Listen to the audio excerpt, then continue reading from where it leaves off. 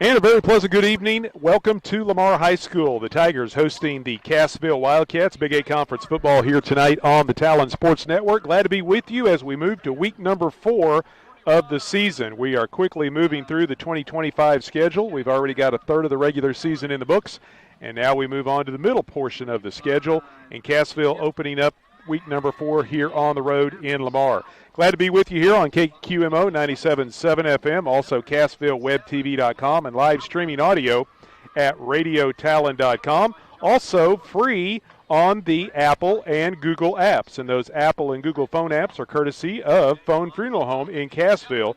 They measure their success by the satisfaction of the families they serve. Phone Funeral Home bringing you the Apple and Google phone apps. Sammy Clapper alongside Jeremy Marple. We've got Todd Speakman with us again on CassvilleWebTV.com. And it's turning out to be a great night for high school football. A couple of days ago, if you'd listened to the forecast, they acted like it was going to be raining tonight. But then yesterday, they started pushing the rain out of the forecast. And then this morning, they said all the rain's going to be over in south central Missouri and down into Arkansas, and it should be a great afternoon. And that's exactly what we've got. The clouds have cleared away. The sun is shining brightly. The temperature got up into the low 80s this afternoon. It's expected to dip down into the upper 60s by the time we're done here tonight. But just a great night for high school football. So we're going to jump into the Mercy Hospital pregame show and get you rolling here tonight from Lamar. Mercy Hospital in Cassville, where your life is their life's work. Well, we move into the middle portion of the schedule. Cassville comes in with a record of 1-2. Lamar, 2-1. Both teams coming off wins a week ago. Now, Lamar is only 1-1 in the Big 8 because last week they played Tipton and beat the number 3 team in Class 1, 21-7. Cassville, after dropping their first 2 Big 8 games to Seneca McDonald County, bounced back with a home win over East Newton last week, 24-14. And now here we are in Barton County taking on the Tigers. Yeah, another fairly long road trip. The good thing about the road trip is the Wildcats have already had to take one of those. They went down to McDonald County. Long road trips, it's just a little different set of protocol, timing, a little bit different. Wildcats have experienced it already, so they come up here. They've been on a long road trip. They come up here to Lamar, should be ready to go tonight. Second week in a row, we've got a couple of top 10 teams in the state going head-to-head, and that's not too far from where we're at. Just up I-49, a little farther to the north, Nevada, ranked number 10 in the latest Class 4 poll, is hosting McDonald County. The Mustangs, number 6 in the latest Class 4 poll. Yeah, that'll be an interesting one to keep an eye on. Of course, the Wildcats have already played McDonald County. They've got Nevada in about 3 weeks, so it'll be interesting to keep an eye on that one. Yeah, McDonald County trying to remain unbeaten, and Nevada with only 1 Big 8 loss so far hosting the Mustangs. East Newton and Mount Vernon, that game played in Mount Vernon tonight, and those two teams are looking for their first win of the season. Yeah, we saw the Patriots last week, tough football team, and as always, East Newton's going to have tough kids. It's just a numbers thing, whether or not they're going to be able to last in the fourth quarter, and of course, Mount Vernon, they've always got tough football players as well. So that should be an interesting one there at Mount Vernon. The Aurora Hound Dogs have the non-conference game this week, and they head up north to Higginsville. They're taking on Lafayette County. Lafayette County, a great team a year ago. They made it all the way to the Class 2 quarterfinals. They made it to the quarterfinals. This year they're off to an 0-3 start, but the teams that have beaten them are either ranked in the top 10 in the state or their only loss has been to a top 10 ranked team. So even though their record's a little deceiving, the Hound Dogs and Lafayette, they're the Huskers. They are also, those two teams, looking for a victory tonight. Aurora with just the 1 win to open the season against Mount Vernon, and Lafayette is yet to win a game. Really all I can say about that is I'm glad you and I aren't headed to Lafayette County tonight. That's exactly right. Quite a bit farther north than what we had to go here this evening. And the other Big 8 conference matchup, Monet hosting Seneca. The Indians ranked number 1 in the state in the latest Class 3 poll. They're at Burrow Fowler Stadium, and the winner of that game will be tied for first place in the Big 8. Seneca, they're tough. The run game is extremely tough. The yardages they're putting up.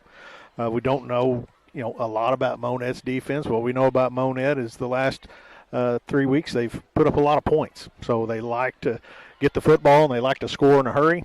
We'll see how that Seneca defense handles that Monet offense tonight. Yeah, I know we're only 3 weeks into the season, but the Big 8 Conference, when you look at the standings, Seneca and McDonald County up there at the top, both still unbeaten. But then you've got 2 or 3 teams that are kind of in there around that 1 and 2, 2 and 1 area, and then you've got 2 or 3 down there at the bottom that are looking for those first wins. So just like every year, the Big Eight, it is difficult. Doesn't matter what part of the season you're in or where you're at in the standings, you got to be ready to go every Friday night. You got to be ready to go, and specifically this season, the middle of this season, hugely important for these teams. Well, Cassville on the road here tonight, battling Lamar Tigers. We are live in Lamar, and we'll continue on with the Mercy Hospital pregame show. We'll take a quick break and then be back. Mercy Hospital, where quality care matters.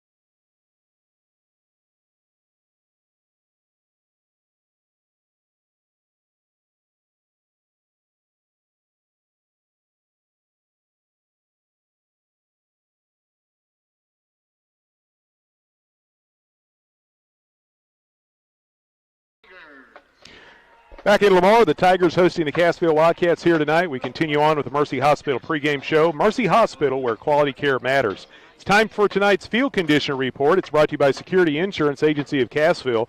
What condition is your insurance in? Are you covered for the hazards of weather or losses unexpected? Call 847-8384. That's 847-8384, Security Insurance in Cassville. Well, Lamar's had this surface for a while now, but another one of the Big Eight teams that have converted from natural grass to artificial surface, so the turf is in great shape, so we'll have no issues tonight. Should have no issues. You know, we see it a lot all the time.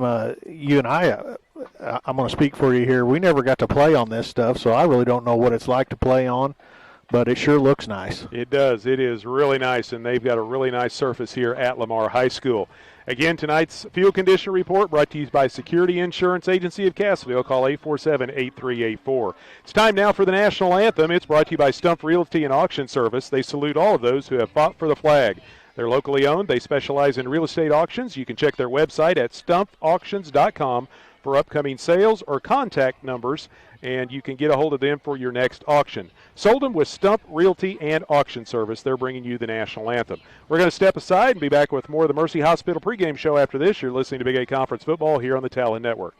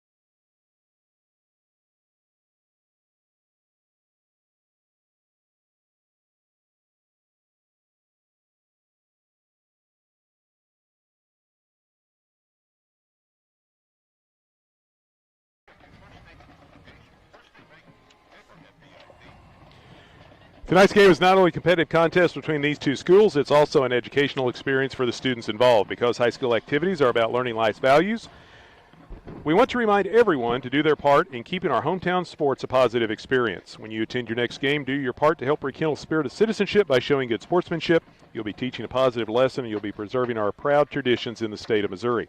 Sportsmanship reminder brought to you by Access Family Care with locations in Cassville, Neosho, Aurora, Mount Vernon, and Joplin.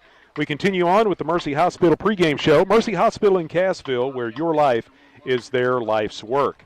We move on also to the Wildcat Keys to Victory tonight. The Wildcat Keys to Victory brought to you by Heritage Tractor. They're your local John Deere dealer. They've got various locations all around the area.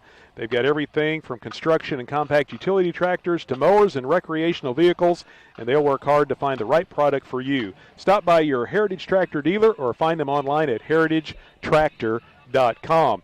Well, one of the keys to a win tonight is to slow down that Lamar offense, and that sounds like an obvious thing, but it's got a bit of a different look to it this year.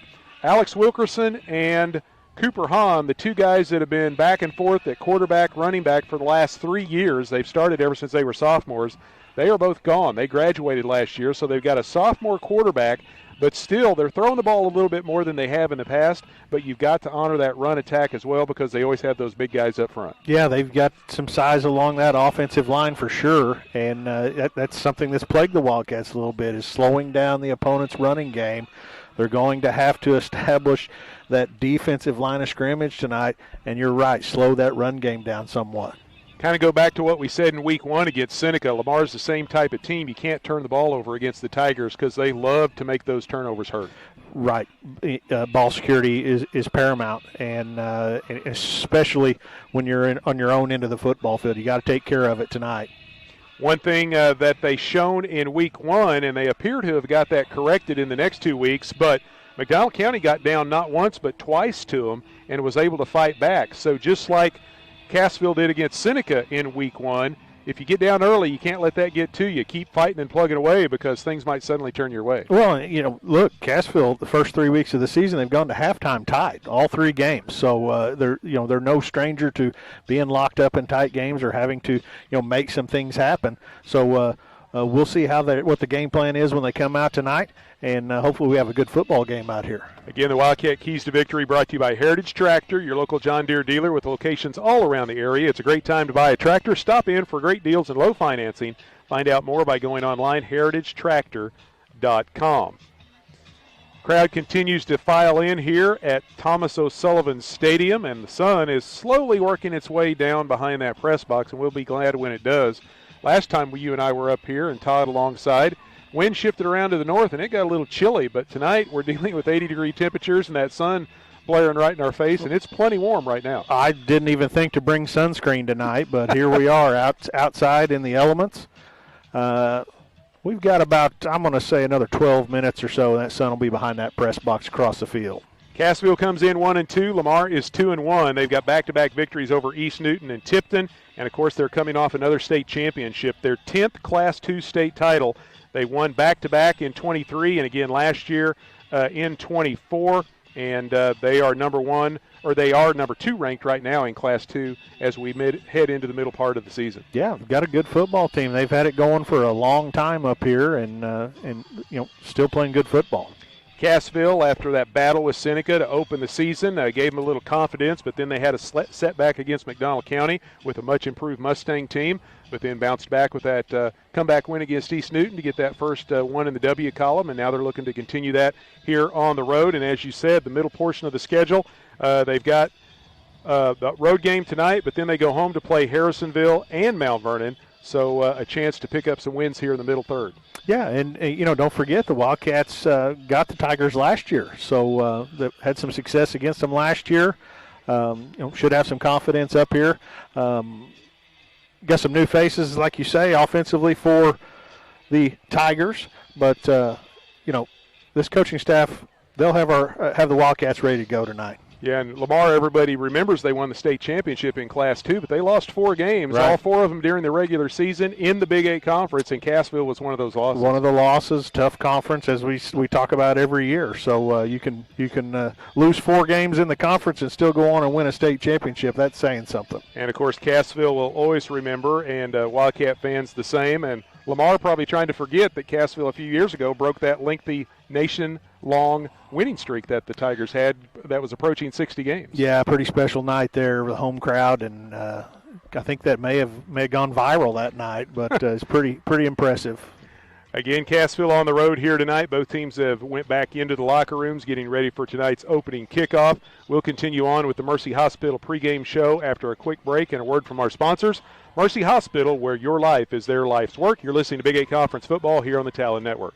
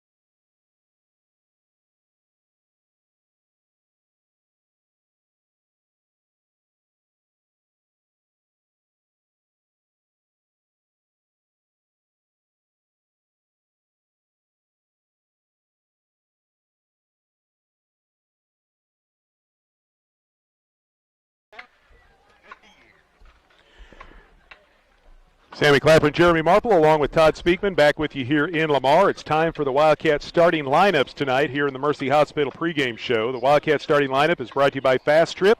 If you're in need of fuel, grocery items, fountain drinks, ice cream, or snacks, they have it all and at the very best prices. They're located at 104 South Main in Cassville, locally owned by Mike and Anita Carr. Defensively for Cassville, they will start at the tackles. Ricky Norris, 6'2", 215 junior. And it'll either be Van Thang, a 5'8", 160 sophomore, or Isaac Looney, a 6', 245 senior. There was some question about which one would be starting at the other D tackle. The defensive end, Sky Yang, 5'9", 210 senior, and Zach Myers, 6', 200-pound sophomore. Linebackers for the Wildcats will be Easton Hughes, 5'10", 185 junior, Mason Bryan, 5'10", 140 junior, and Tristan Thompson, 5'9", 175 senior. The corners, Mace Bredesen, a 5'10", 150 sophomore, and Colton Roark, 6'1", 185 senior. And the safeties for Cassville, Camden Beebe, 5'9", 170 junior, and Chance Freed, 5'5", 140 senior. On the offensive side for Cassville, at quarterback, it will be Jaron Stearns. He's a 6', 150 junior. He's thrown for 243 and 5 touchdowns, and he ran for 134 yards through the first 3 weeks. At the receivers, it'll be Colton Roark. He's got 157 yards receiving and 3 touchdowns. He's also ran for 2 scores. He's a 6'1", 185 senior. The other receiver will be Jaden Castleberry, a 5'10", 150 senior. At running back, Camden Beebe, 5'9", 170 junior. He has ran for 156 yards and a touchdown. He's also got 2 kickoff returns for scores. He'll be joined by Tristan Thompson, who is still looking for his first touchdown of the year. He's a 5'9", 175 senior. Tight end will be Zach Myers, 6', 200-pound sophomore. And across the offensive line at center, Isaac Looney, 6', 245 senior. Right guard, Ethan Sizemore, 6', 230 senior. Right tackle, Logan Williams, 6'6", 300 senior. Left guard is Gunnar Knight, 5'10", 230 senior. Left tackle, Harley Madison, 6'4", 220 junior. Again, the Wildcats starting lineup brought to you by Fast Trip at 104 South Main in Cassville. Great prices and friendly service is what you'll find at Fast Trip. Stop by today, locally owned by Mike and Anita Carr. Cassville wearing the road white jerseys with black numbers on the front and back. They've got the gold pants with the black stripe down the side and the black helmets with the Wildcat on the side of the helmets.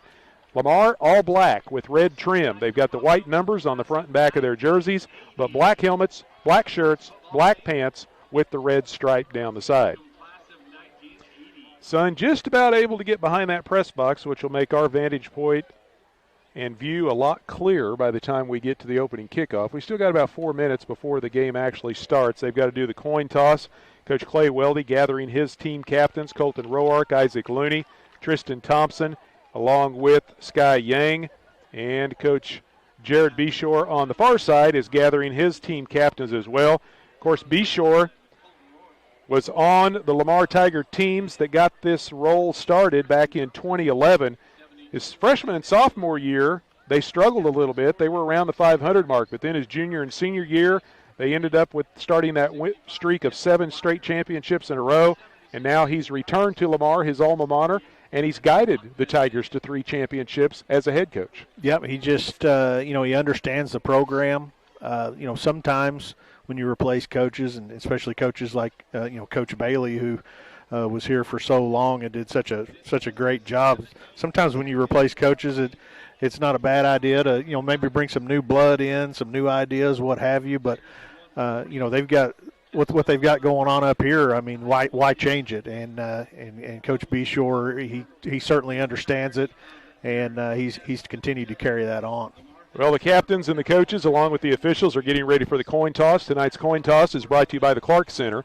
They have offices in Berry, Lawrence, and Dade counties. Go to www.clarkmentalhealth.com to find the phone number for services in your area. Clark Community Mental Health Center, moving forward, improving lives and communities through compassion and care.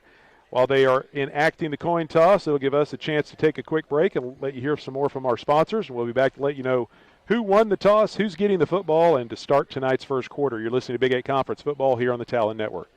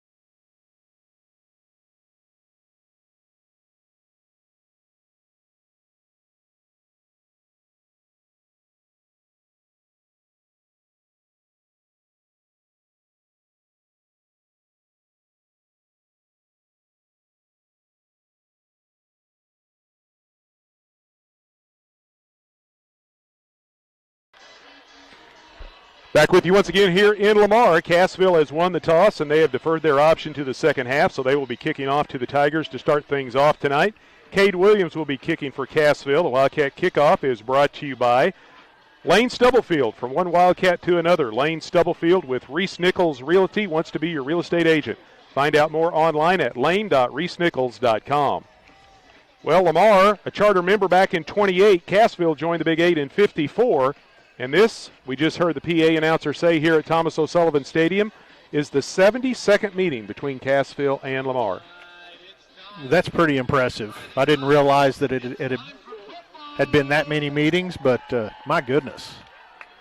Toby Ansley, along with, it looks like Waylon Nolting, back deep for the Tigers to await the opening kick of Cade Williams. Yeah, Lamar, one of the charter members of the Big 8, along with Monet, Mount Vernon, Aurora, and Nevada. And then Cassville came in next in the 50s. Williams drills this one down the near hash. It bounces at the 15-yard line, scooped up back at the 11 by Nolting, and he brings it right up the hash. He's across the 20, across the 30, takes a big hit from the kicker, Cade Williams, and hangs on to the football, but a nice return has the Tigers with the ball at their own 37. Yeah, nice tackle there by the kicker, but little extracurricular afterward. He's going to have to watch that. They're lucky they didn't get another 15 tacked onto that. Well, they give him a little better spot than what I originally thought. It's at the Lamar 38 is where they will start their opening drive of the night. They've got a new quarterback. He's a sophomore. His name is Braden Wolf. He's a 5'10", 155 sophomore. But it's still that familiar look. The double wing with the men coming in motion. Right now it's a single quarterback, and the inside handoff is given to the man coming around the left end, and he quickly races his way out to the 50-yard line and picks up a first down, and that was Jaden Moore. Sophomore Jaden Moore going from right to left, took the handoff at full speed, turned downfield. Looked like Camden Beebe, first man there to bring him down. A lot of sophomores on this team that see a lot of varsity playing time for the Lamar Tigers.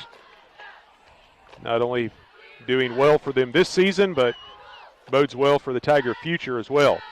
This time, lone receiver goes out wide to the left, and that is tall Trent Torbeck. He's out there.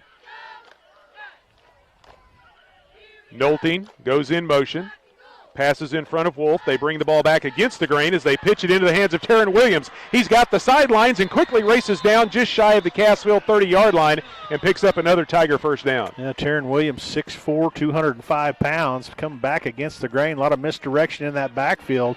Came around that right end, headed towards that Wildcat sideline, brought down after another first down gain.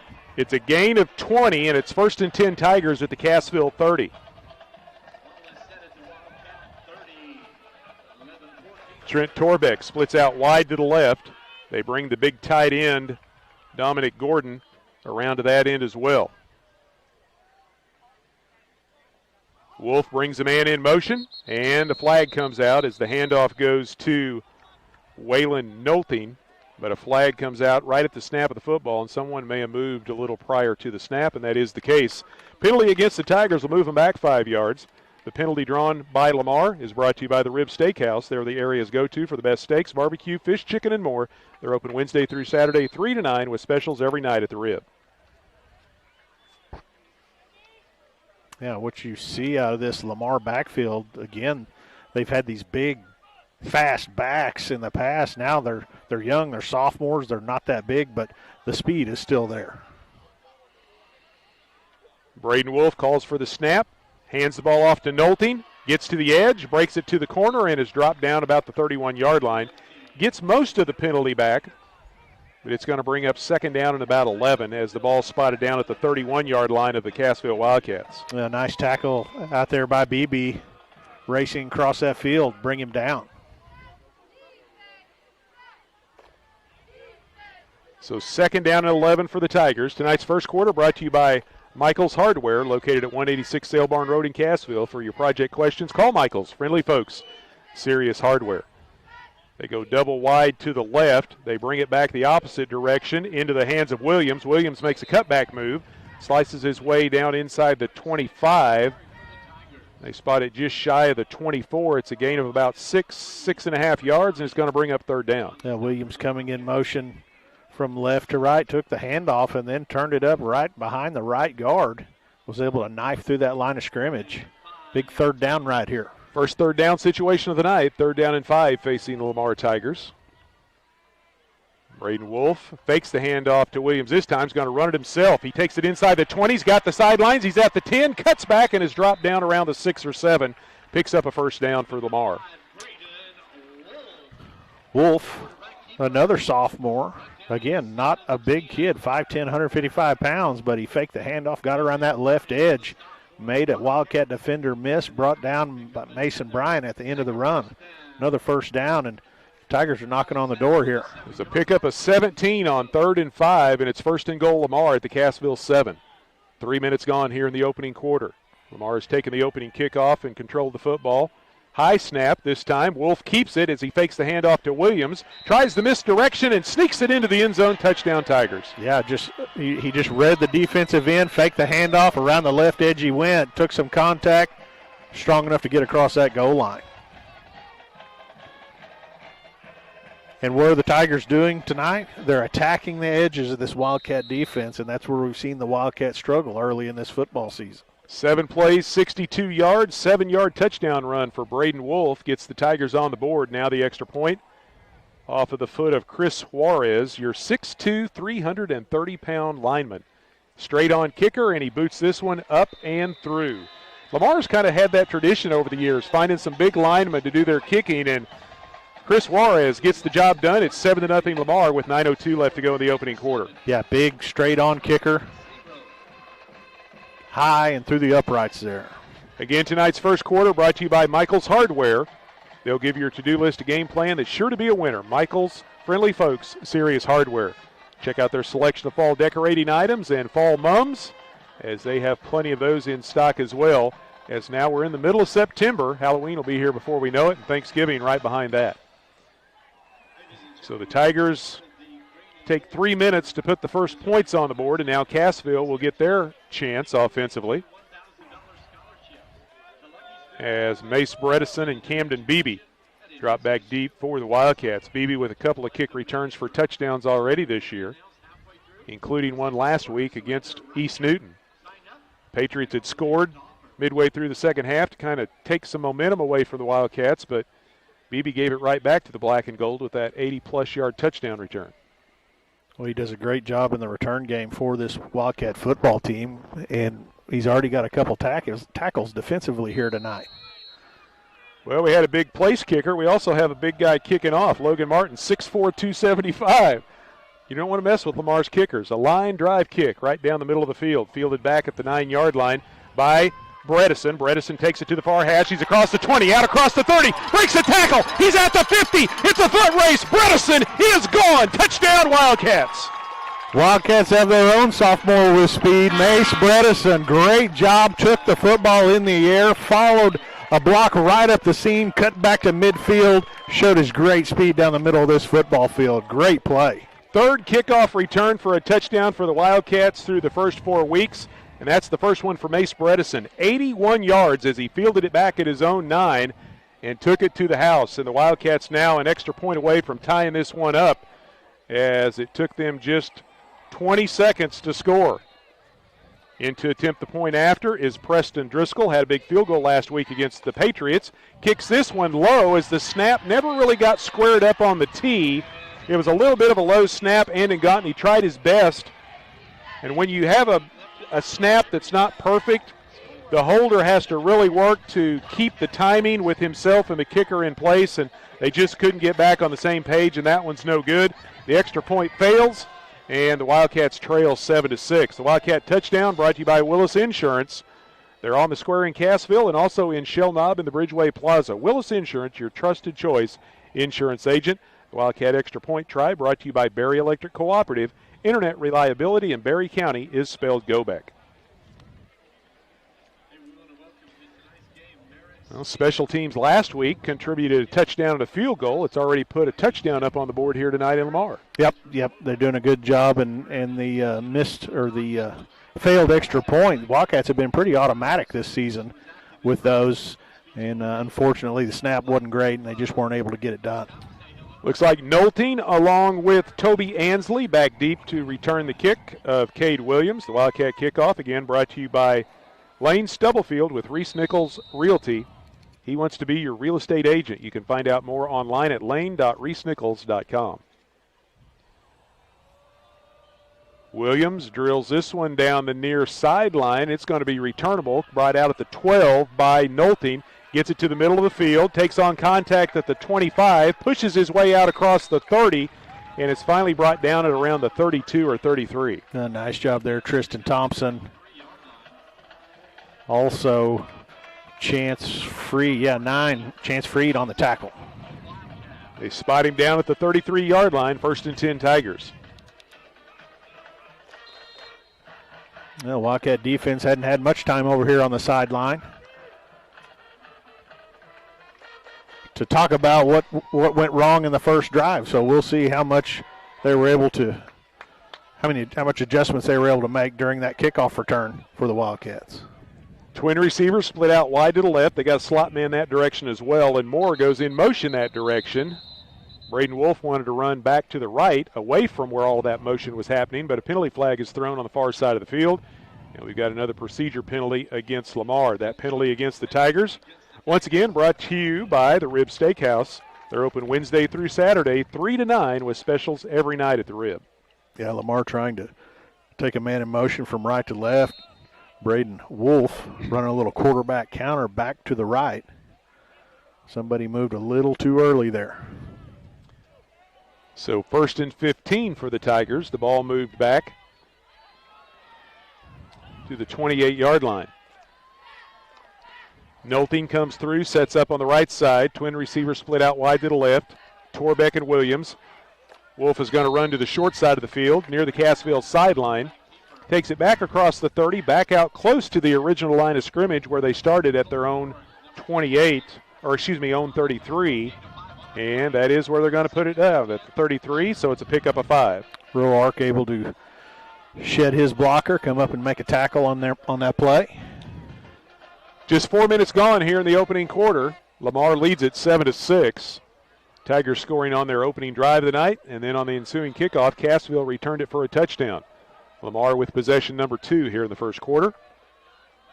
We got trip receivers out to the left, and they hand the ball to Moore. He's headed that direction, looking for a block. Cassville defenders in pursuit. He's across the 35, out close to the 40-yard line. And that is where Jaden Moore will finally be brought down. Just across the 40, but shy of the 41. And he comes up about 1.5 yards short of the first down. Well, I tell you, the Wildcats had that defended really well. Easton Hughes got in the backfield, made contact with Moore. Just wasn't able to secure the tackle. Moore able to get away and pick up a few extra yards. So another 3rd down situation for the Tigers. They converted on their first 3rd down try of the night. This one 3rd down and just a little over 1 yard to go. Ball just across their own 40-yard line. Cassville goes the 4-man front. Lamar brings the man in motion again. They fake the handoff to him. Wolf wanted to throw. Now he tucks it and he's going to run, and he's going to pick up the first down. He runs out of bounds in front of the Tiger bench.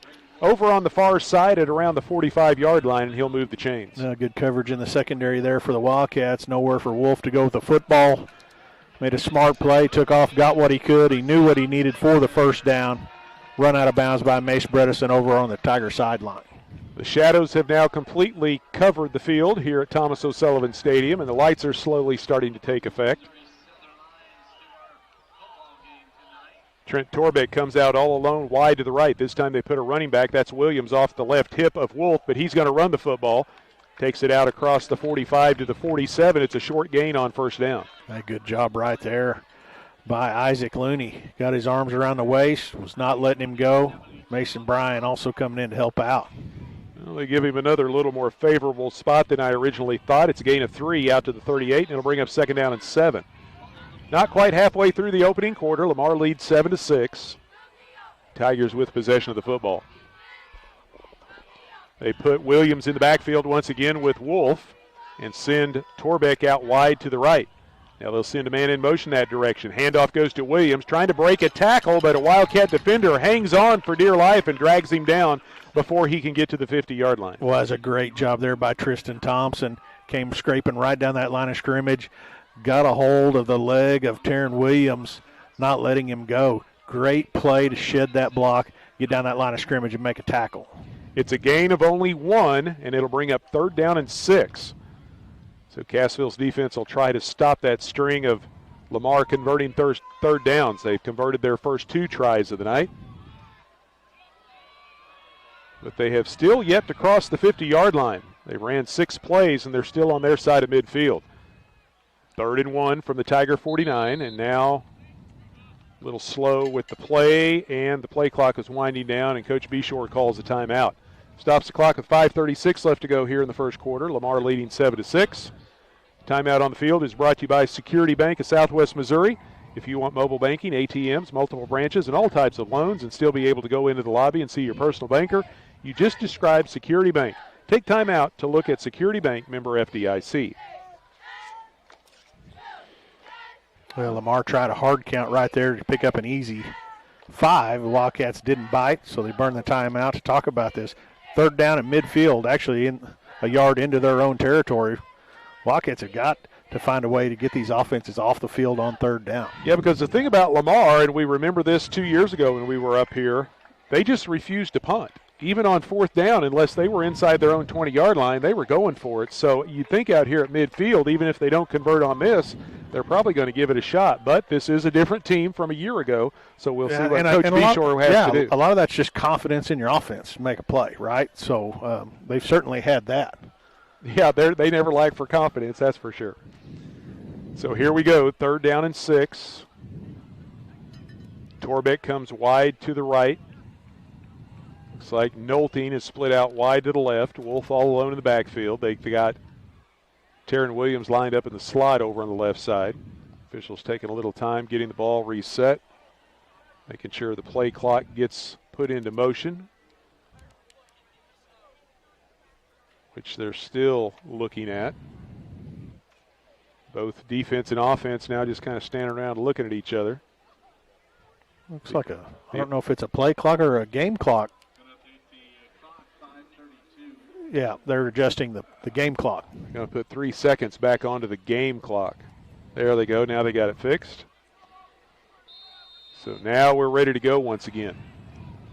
Tiger football, big 3rd down situation here at midfield. Nolting comes in motion, fake the handoff to him, pitch it the other way, going to Moore. Moore around the left end, and he's going to be dropped short. He takes it into Cassville territory, but he comes up about 3 yards short of the 1st down marker. Well, just a lot of misdirection in that backfield. You got to be very disciplined on defense. Mason Bryan bringing him down short. 4th down, just in Wildcat territory now. And it looks like the Tigers, like you said, looks like they're going to keep the football in the offense's hands. Big Carson Parker, 5'11", 200-pound running back comes in. He's over on the left side. Wolf all alone in the backfield. So 4th and 3, and the Tigers right now lining up to go for it. They fake the handoff to Nolting. Wolf starts to roll out. He's under pressure from Myers, makes a cutback and picks up the 1st down. He's got Moore all the way down inside the 35-yard line as the Tigers keep the drive alive. Yeah, smart play there by young quarterback. Just a little sprint out to the right. They wanted to throw the ball over the top right there, but again, good coverage in the secondary for the Wildcats. Wolf saw a lane, was able to cut, have a big gain right there, and keep the chains moving. It's a gain of 14, and Wolf already with 51 yards on 6 carries here in the first quarter. So the Tigers on 4th and nearly 4 to go pick up the 1st down, and they've got the ball at the Cassville 34. Now the handoff goes inside as they hand it into the belly of Carson Parker, his first carry of the night. He tries to get to the edge, but a good job by the Cassville defense chasing him down shy of the 25. Yeah, physical running back.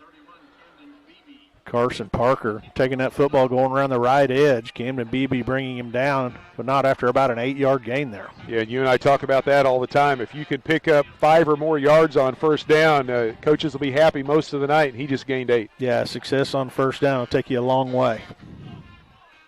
So 2nd down and short. Tigers line up unbalanced to the left. Braden Wolf all alone in the backfield once again. Brings Nolting in motion. We got movement. And Lamar and Cassville both jumped, but I think the Wildcats may have jumped first. And it is encroachment against the defense. First penalty of the night against Cassville. Going to give them a cheap 1st down right there, but that motion, that quick, sudden motion, Wildcats pinning their ears back trying to get after it right here. And just got a little too early start. So the free 5 yards and a first down at the Cassville 21. Lamar leading 7-6 with 3:20 left to go here in the opening quarter. Wolf is yet to attempt the pass. He thought about it a couple of times, but ended up running with the football. This time they fake the handoff to Nolting again, and Wolf is stacked up at the 20. Cassville's interior lineman did a really good job there not going for that ball fake, and they get to the Tiger quarterback for a gain of only 1. Yeah, I'm not sure if Wolf has carried the football a lot tonight. I'm not sure if the game plan was to have him carry it quite this much, or the Wildcats are taking away some of the motion backs and he's just making the read. So 2nd down and 9. Wolf this time gives it to Williams. He's got a blocker out on the edge. He's inside the 15, tiptoes his way down close to the 10-yard line before he is run out of bounds. Tristan Thompson and Zach Myers over there for the Cassville defense. They're going to spot the ball down right at the 10 for a 10-yard pickup, and it'll be 1st and goal Tigers.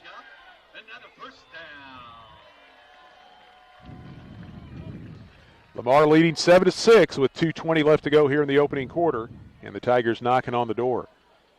They kind of stalled a little bit out near the 50-yard line, but once they converted on that 4th down, they quickly moved it down to the Cassville 10.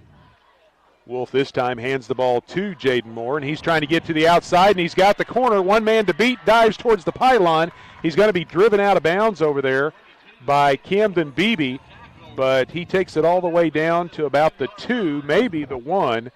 Looks like they are going to spot it down just inside the 2, and it'll bring up 2nd down and goal. Yeah, Jaden Moore, just a vicious stiff arm in the backfield. Wildcats, again, had a tackler in the backfield, just not able to secure the ball carrier. Stiff arm to the Tiger sideline, knocked out of bounds by Camden Beebe. Beebe's had several tackles already in this football game. Now they load up the backfield, double tight with 3 big running backs, and they hand the ball off to Williams, and he goes right in behind those blockers into the end zone. Touchdown Tigers. 2-yard touchdown plunge from Taryn Williams, and Lamar adds to their leads 13-6. Williams just got behind that big offensive line, a couple of lead blockers, stepped his way into the end zone, and another Tiger touchdown. So once again, it will be Chris Juarez in to attempt the extra point out of the hold of Toby Ansley. Snap is back, the kick is up, and it is good. And with 2 minutes exactly left to play in the first quarter, Lamar now leads over Cassville 14-6 after that 2-yard touchdown run by Taryn Williams. Wildcats had the Tigers in a 4th down situation right at midfield, not able to get them off the field. And unable to stop the Tigers on 3rd down tonight. Tigers have had several 3rd downs, just the Wildcats just not able to get them off the field. 14 plays, 67 yards, 6.5 minutes off the clock, and the Tigers add to their lead. Tonight's first quarter brought to you by Michael's Hardware. They'll give your to-do list a game plan that's sure to be a winner. Let them quarterback your project with the right tools and supplies for the job. Michael's Hardware, friendly folks, serious hardware, 186 Sale Barn Road in Cassville. Looks like Colton Roark back deep for Cassville now, along with Camden Beebe. And teeing the ball up will be Logan Martin once again for the Tigers.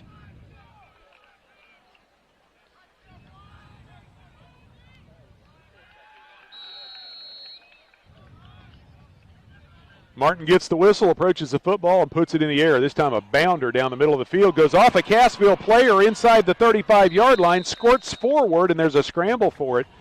But it looks like Cassville was able to recover. Good job by Tristan Thompson. He kind of had his back to the play, but he was able to get turned around and pounce on that loose football. And Cassville will start at their own 39. Yeah, really nice job, Thompson, getting a hold of that football. Wildcats have good field position right here.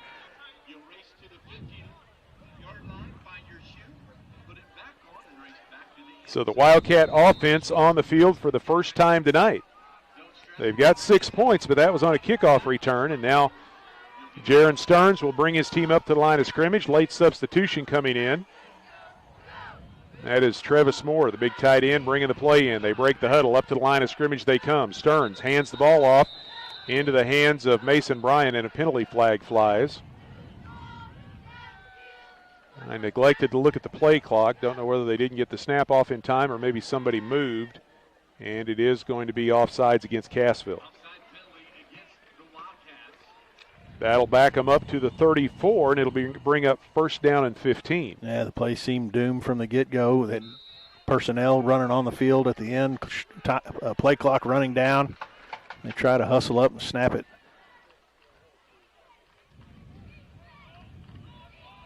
Carlos Barrientos comes out wide to the left for the Wildcats. He's the only receiver in the pattern right now. They go with 3 backs in the backfield behind Stearns. He pitches the ball back to Colton Roark with Bryan and Thompson leading the way. Leaps over one defender. A flag is thrown, and Roark takes it out across the 40 to about the 42, but we got a flag in the Cassville backfield.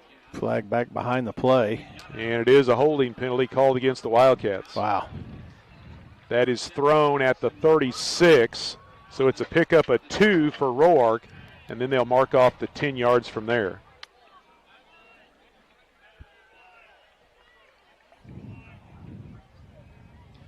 Under 2 minutes to go here in this first quarter.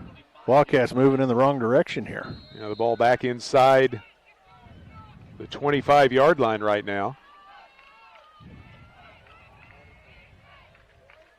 And it'll be first down and about 25 to go. They need to get all the way out close to midfield to pick up a first down. Twin receivers this time, one right, one left. Stearns with a running back off his right hip. That's Tristan Thompson looking to throw. Launches it down the middle of the field. Roark gets tangled up with the defender as their feet got tangled up at the 50-yard line. Both end up on the ground, and the pass ends up being overthrown because Roark had fallen to the turf. Yeah, the defender just was kind of standing there, just backpedaling. Roark kind of tried to run through him. Got tripped up. If he stays on his feet, pass fluttered a little bit, but if he stays on his feet, that's a first down, big-time completion there. Yeah, because the safety was over to the middle of the field. Yeah, he had really given a lot of cushion right there. Also, roughing the passer call is going to give the Wildcats field position and a first down. First down. They'll move it out to the 40-yard line. So a late hit on the quarterback. The penalty against Lamar is brought to you by the Rib Steakhouse. They're open every night with specials from 3 to 9 at the Rib in Cassville. So the Wildcats pick up their first down of the night via the penalty. And now running the football, Mason Bryan is hit at the line of scrimmage, bounces off that contact. Or was that Bryan? That was, yes. Yeah, it was Mason Bryan. And he takes it out to the 44. Now they say his knee went down at the 43, so it's a gain of only 3 for Mason Bryan. By the way, that Wildcat first down is brought to you by Superior Metal. They're first in metal roofing. You can look them up on Facebook and YouTube and request a free quote at 888-364-9527. Mason Bryan powering off the right side right there. Short gain. Came out of the game a little bit ago on the defensive side. Looked like he was shook up a little bit, so it's good to see him back in there. Stearns looking to throw again, dumps it underneath. The catch is made by Bredesen. He's got a blocker in front, takes it across midfield into Tiger territory and picks up another Wildcat first down. Yeah, nice play right there. You had Mason Bryan kind of cleared out the corner on that side. Mace Bredesen coming on the out route. Good throw there by Stearns. Bredesen catches it in stride, able to turn downfield, pick up a first down, and get into Lamar Tiger territory. Wildcat first down brought to you by Superior Metal. They're first in color selection. You can find their gallery online at superiormetalsalesinc.com. Gain of 14 yards and a first down for the Wildcats at the Lamar 43. Now the Wildcats looking to run the ball. They get the ball in the hands of Colton Roark, and he is tripped up shy of the line of scrimmage as breaking through was Toby Ansley and got into the legs of Roark. He dives forward to the 42, but it's a gain of only 1. Wildcats not quite able to set that edge over there for Roark to get around and brought down for a short gain. And that will be the final play of the first quarter here from Thomas O'Sullivan Stadium. Again, tonight's first quarter brought to you by Michael's Hardware at 186 Sale Barn Road in Cassville. For your project questions, call Michael's. Friendly folks, serious hardware. We head to quarter number 2. Lamar leading Cassville 14-6. You're listening to Big 8 Conference football here on the Talon Network.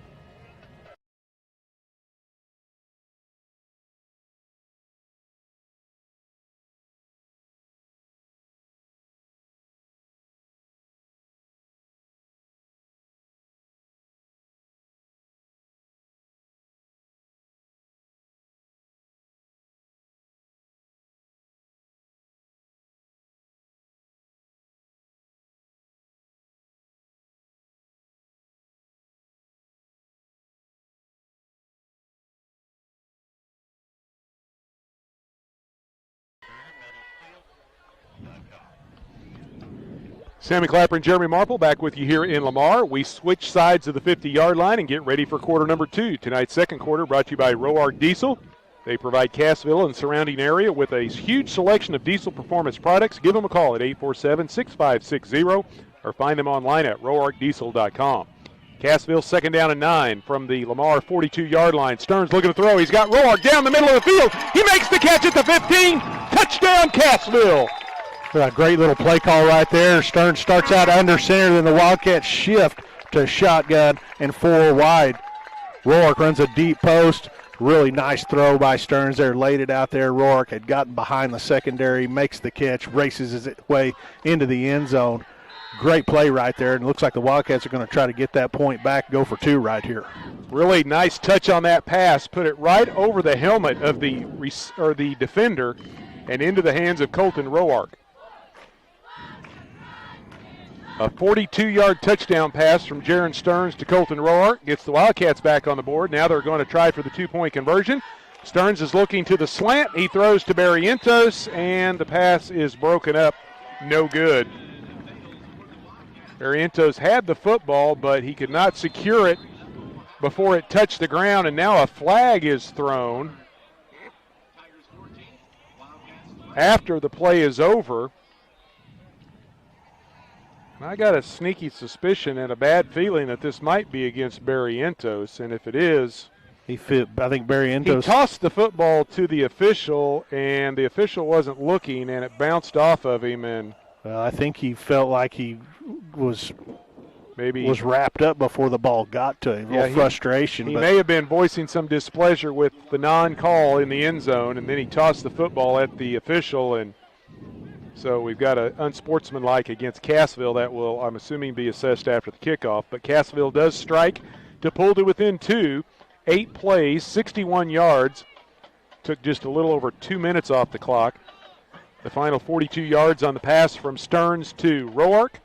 And Cassville back to within 2 points. 14-12, Lamar with the lead. Wildcat touchdown brought to you by Willis Insurance for auto, home, health, life, and commercial insurance. See the folks at Willis Insurance on the square in Cassville or in Shell Knob in the Bridgeway Plaza. Stop by and get a quote today. The Wildcat Extra Point Try brought to you by Berry Electric Cooperative. Your business needs Gobeck. Now the kickoff brought to you by Lane Stubblefield, Reese Nichols Realtor. Find out more online at lane.reesenichols.com.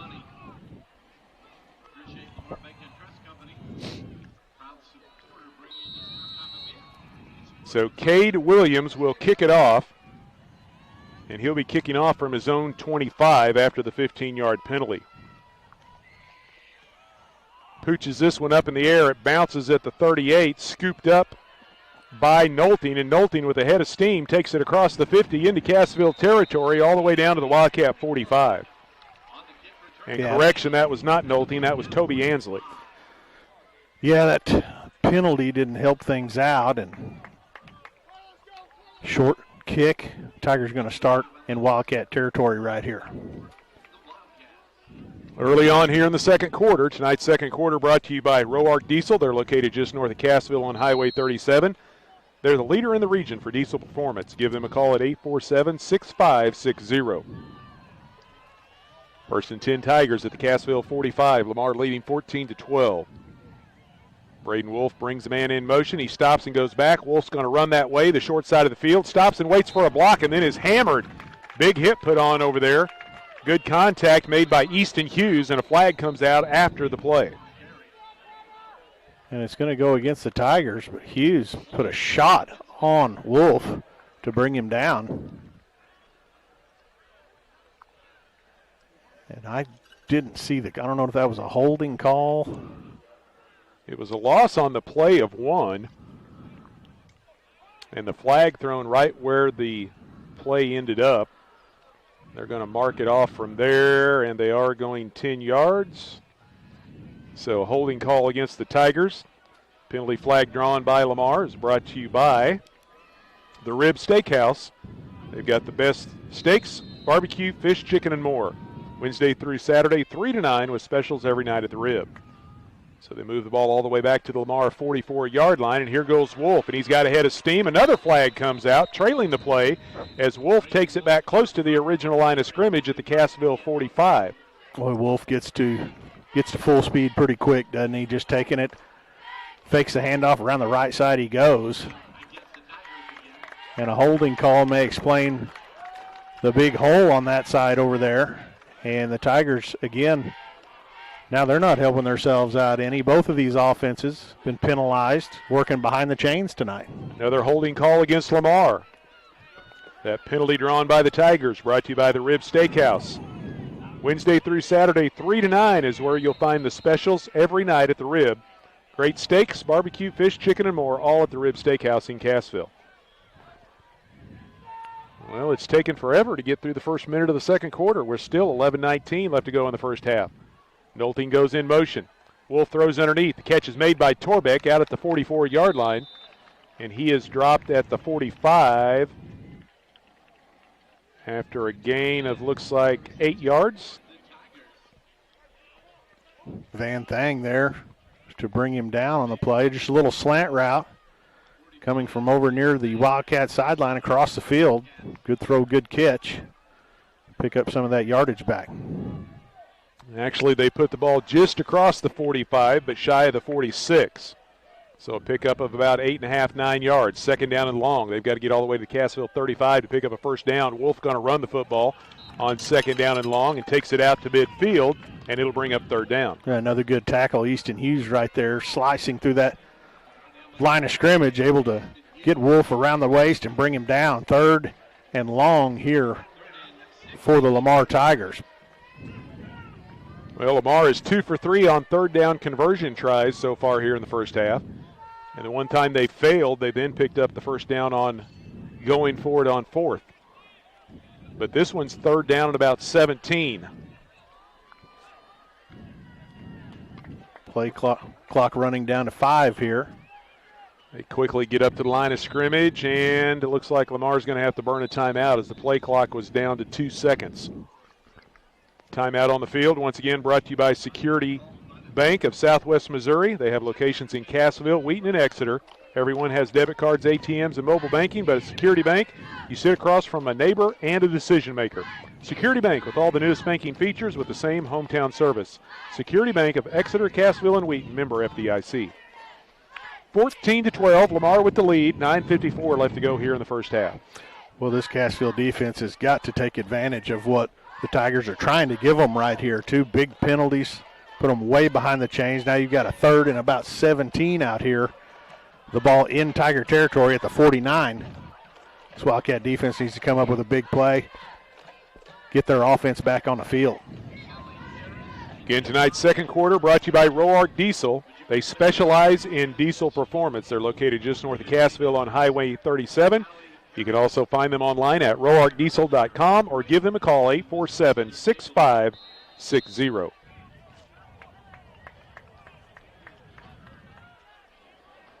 Braden Wolf from the shotgun. Cassville with the 4-man rush.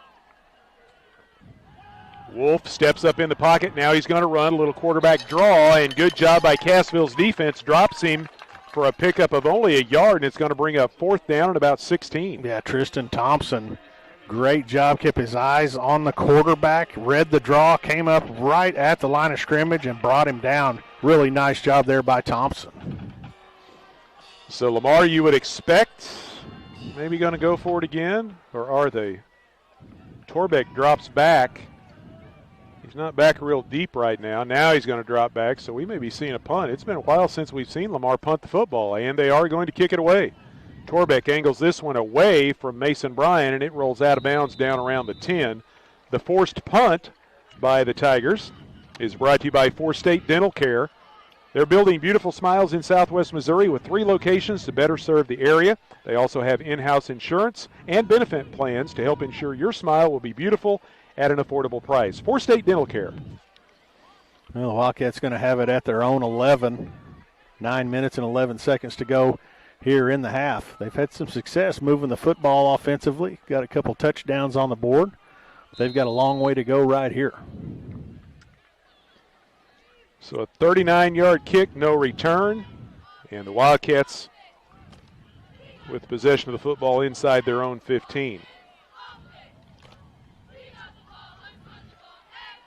Jaron Stearns fakes the handoff and then is hit hard before he can break it to the edge.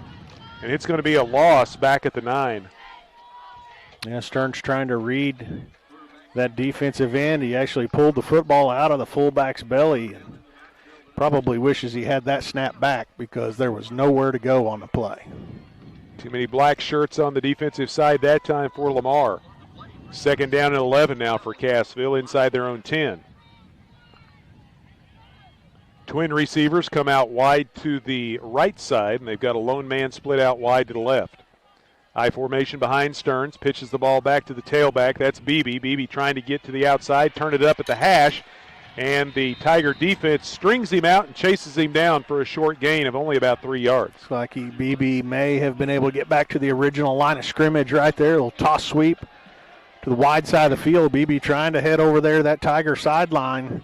Not quite able to get the corner turned, and that Tiger defense flying to the ball.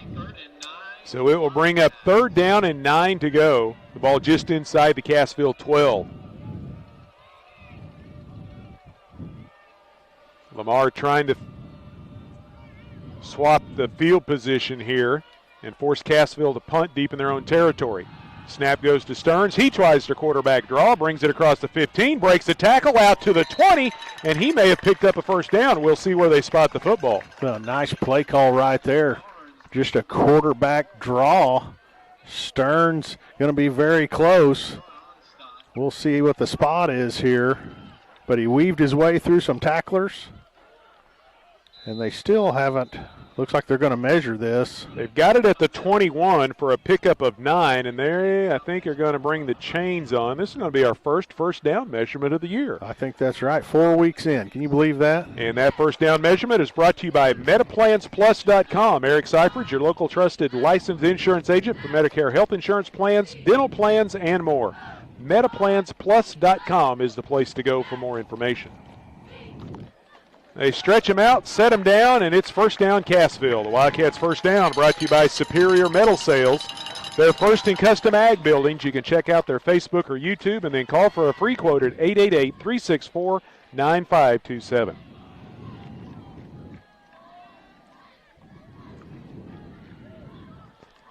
So on 3rd down and long, Cassville picks up the 1st down by about a half a yard. 1st and 10 Wildcats at their own 21. We're down to 7.5 left to play here in the first half of play. Lamar leading 14-12.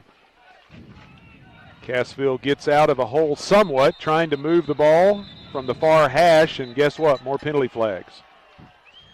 This will be the 9th penalty flag thrown here in the first half. And another procedure against the Wildcats. I tell you what, it's tough to play 1st and 15, and especially when you're playing a team like the Lamar Tigers. Yeah, we were talking about earlier about how to get that 5 yards or more on 1st down is a big plus. Well, when you're going the opposite direction, that it almost double impacts it makes the game a lot harder. So here we go, 1st and 15 for Cassville. Stearns rolling to his right. Throws across the middle. The catch is made out at the 25-yard line. Good job by the tight end as the pass hauled in by Zach Myers. Gets a big chunk of that yardage they needed back. I'll tell you, that's a nice read there by Stearns. Kind of rolling, leaking out to his right, waiting, letting the play develop. Castleberry was running his man off. Myers comes on the tight end drag. Stearns actually kind of had to throw it back across his body a little bit, put it right on the money. Nice catch there by Myers. Nice play. It's a pick up at 10 yards. It'll bring up 2nd down and 5. A pair of receivers go out wide to the left for Cassville. Bredesen over here to the short side of the field. The handoff goes to the 2nd man through, fighting for extra yardage, trying to push the pile forward, and second effort gets him really close to that 1st down marker. And now the ball comes loose. They sail at the tail end of the play. I think that was Beebe, the ball carrier, and as they were fighting for the extra yards and falling to the turf, the ball came free, and they signal turnover, fumble recovered by Lamar. Ball stripped out in the scrum. And that's tough. And as a running back, as a runner with the football, anytime that you're stood up or in a scrum, man, those arms and hands are going to be in there trying to rip that football away. You've really got to secure it. And the Tigers come away with a huge turnover.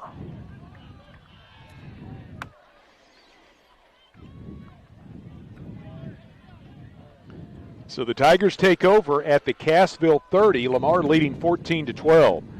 And Wolf looking to throw on first down. He fires it down the near side and overthrows everybody. The intended target was Taryn Williams, and that one sails out of bounds, incomplete. Yeah, again, good coverage in the secondary for the Wildcats. You had Barry Entos over the top, Roark right there in the hip pocket of Williams.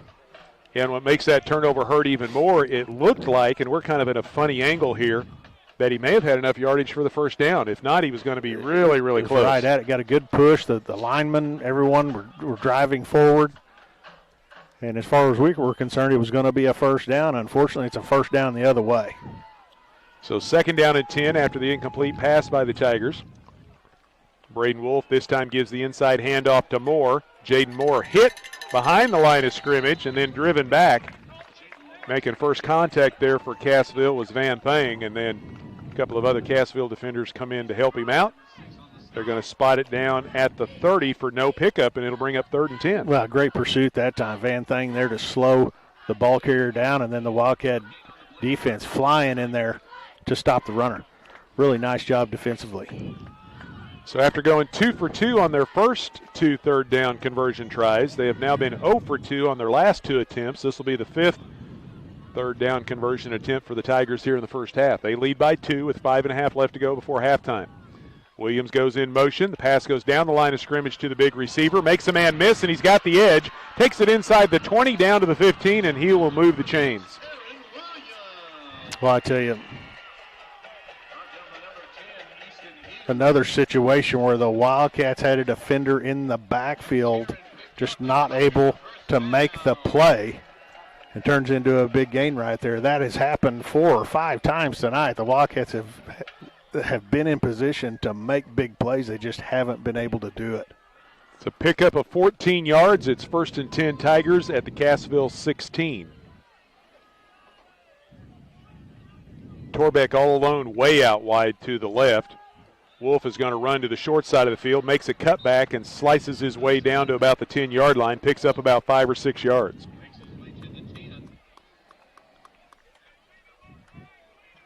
Wolf sprinting out to his right, short side of the field, over towards that Lamar sideline. He's looking downfield. He'd like to throw the football, but he sees a little gap. He's sure not scared to take off with it, as we saw right there. Down to 4.5 left to go here before halftime. Lamar leading 14-12. The Tigers facing 2nd down and about 4 to go at the Cassville 10-yard line. Wolf continuing to operate from the shotgun. Brings a man in motion. Hands the ball off to Nolting, and Nolting tries to make a quick cut and turn it up the middle of the field, but he is dropped at the 6 after a pickup of 4. Mason Bryan stepping up to bring him down, and that is going to be a first down, just enough.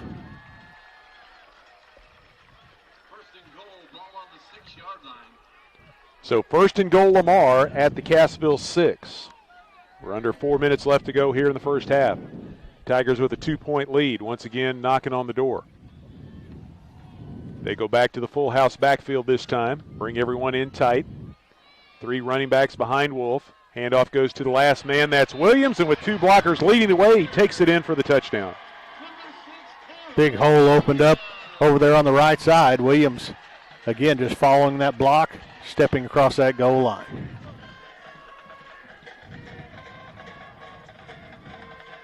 Six-yard touchdown run for Taryn Williams, his 2nd rushing touchdown of the night.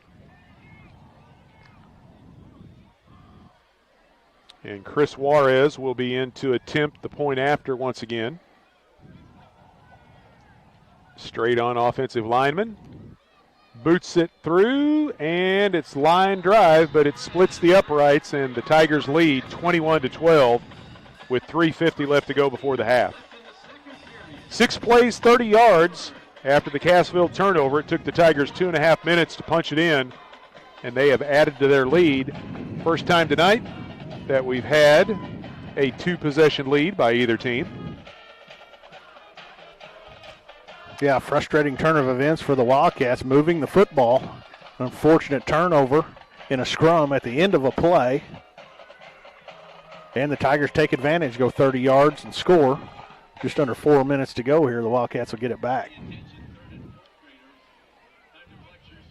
So the Tigers will be kicking it away as Logan Martin will bring the tee out and set it up in the middle of the field.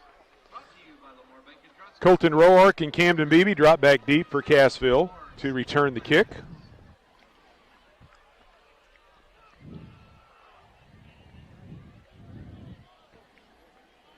So the Tigers, we talked about it, turning turnovers into points, and they did it right there. Well, if you're going to have a good football team, you got to take advantage of gifts, and the Tigers did that right there. Martin, another squib kick down the middle of the field, and Thompson lets this one go by. Beebe picks it up back at the 21-yard line, starts left, cuts back to the right. He's got the sidelines across the 30, takes on contact and drills a would-be tackler and keeps his feet, but he steps out of bounds just shy of the 40. Well, I tell you what, Beebe put that left shoulder into the would-be tackler at full speed right in front of that Cassville bench. Wow. Again, he gets the football on special teams, and he goes 100 miles an hour. He used his speed to get to the edge, right up the Wildcat sideline, picked out the defender. Huge collision right there in front of the bench. They spot him out of bounds at the Cassville 38-yard line with 3:42 left to go here in the first half. Cassville trailing 21-12. Split backfield behind Jaron Stearns. And they hand the ball off to Mason Bryan. Quick hitter out across the 40, out to about the 42, maybe the 43. We'll see where they spot him down. They put him down at the 43 for a pickup of 5. Toby Ansley in, made first contact with Bryan. Just got underneath Mason a little bit. He wasn't able to get his pads low enough right there. So 2nd down and 5 facing the Wildcats. Closing in on 3 minutes left to go in the half. They keep the backfield split behind Jaron Stearns. This time the ball is fumbled between center and quarterback, and a scramble back at the 41-yard line. It looks like Stearns was able to fall on the loose football and avoid another turnover.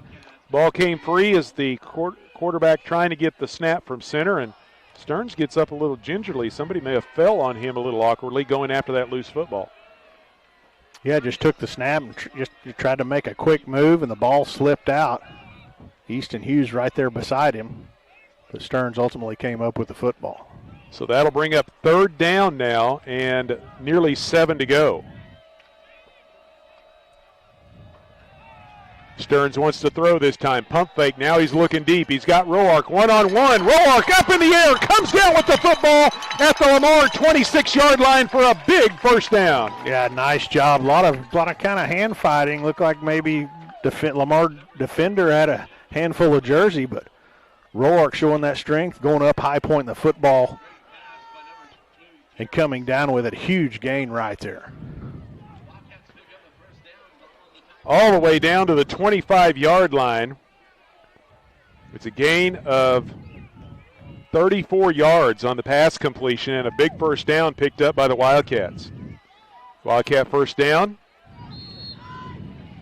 Brought to you by Superior Metal Sales. Their first and custom ag buildings. Find them online at superiormetalsalesinc.com. On first down, the Wildcats running the football. Mason Bryan gets the call. Takes it to the 24, but is able to pick up only a yard. Well, I tell you, the corner wide receiver matchups out here. The corner that was on Roark there a moment ago, 5'7", Roark right about 6 foot. Well, I like my one-on-one chances with that. We're down to 90 seconds left to go before halftime. Cassville down 21-12. With the Wildcats with the ball at the Lamar 24 after the big pass completion. They pitch the ball back to Bryan. Tries to get an edge, gets a blocker, and takes it down to the 15-yard line. Good strong run by Mason Bryan. May have picked up another Wildcat first down.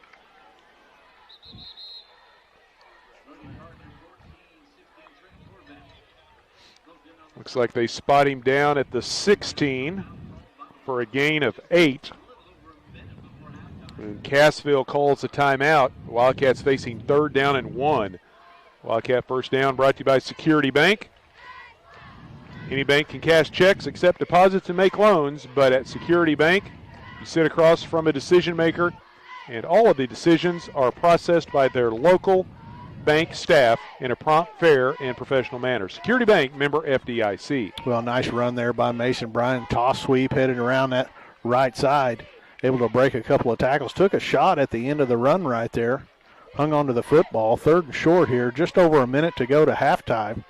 And remember, Wildcats won the opening toss, so they're going to get the ball back coming out after halftime. So points right here, huge in this football game. Yeah, we saw what happened last week against East Newton. Cassville scored late to tie the game at the break, got the ball coming out of the locker room, scored again to take the lead. Yeah, right. So if they can get some points on the board and get it to a one-possession game heading into the locker room, then they're going to get the football back to start the 3rd quarter. Right now it's 3rd down and 1 from the Lamar 16. Big 3rd down play right here for Cassville. They're perfect on 3rd down conversions so far here in the first half. And they hand it off to Mason Bryan. He gets a good surge off of the right side, but Lamar's defense kind of submarines underneath him and stands him up, and this one's going to be close. We're going to have to wait and see where they unpile the players and spot the football. It looks like he's come up just a little bit short, and he has, probably by the length of the football. Well, Wildcats going to hurry up and run a play here. Try to pick up this 1st down, call another timeout. They've got 2. So 4th and inches for Cassville, and the play having some time to develop and get up to the line of scrimmage, and Coach Weldy not happy as he has to use another timeout. Yeah, didn't want to do it right there, but you got to have a sense of urgency if you're a player out there. You got to realize, hey, the clock's running down. Now we're under 40 seconds here, and they were taking their time getting to the line of scrimmage. Again, the timeout on the field is brought to you by Security Bank of Southwest Missouri with locations in Cassville, Exeter, and Wheaton. Take time out to look at Security Bank, member FDIC. 21-12, Lamar with the lead.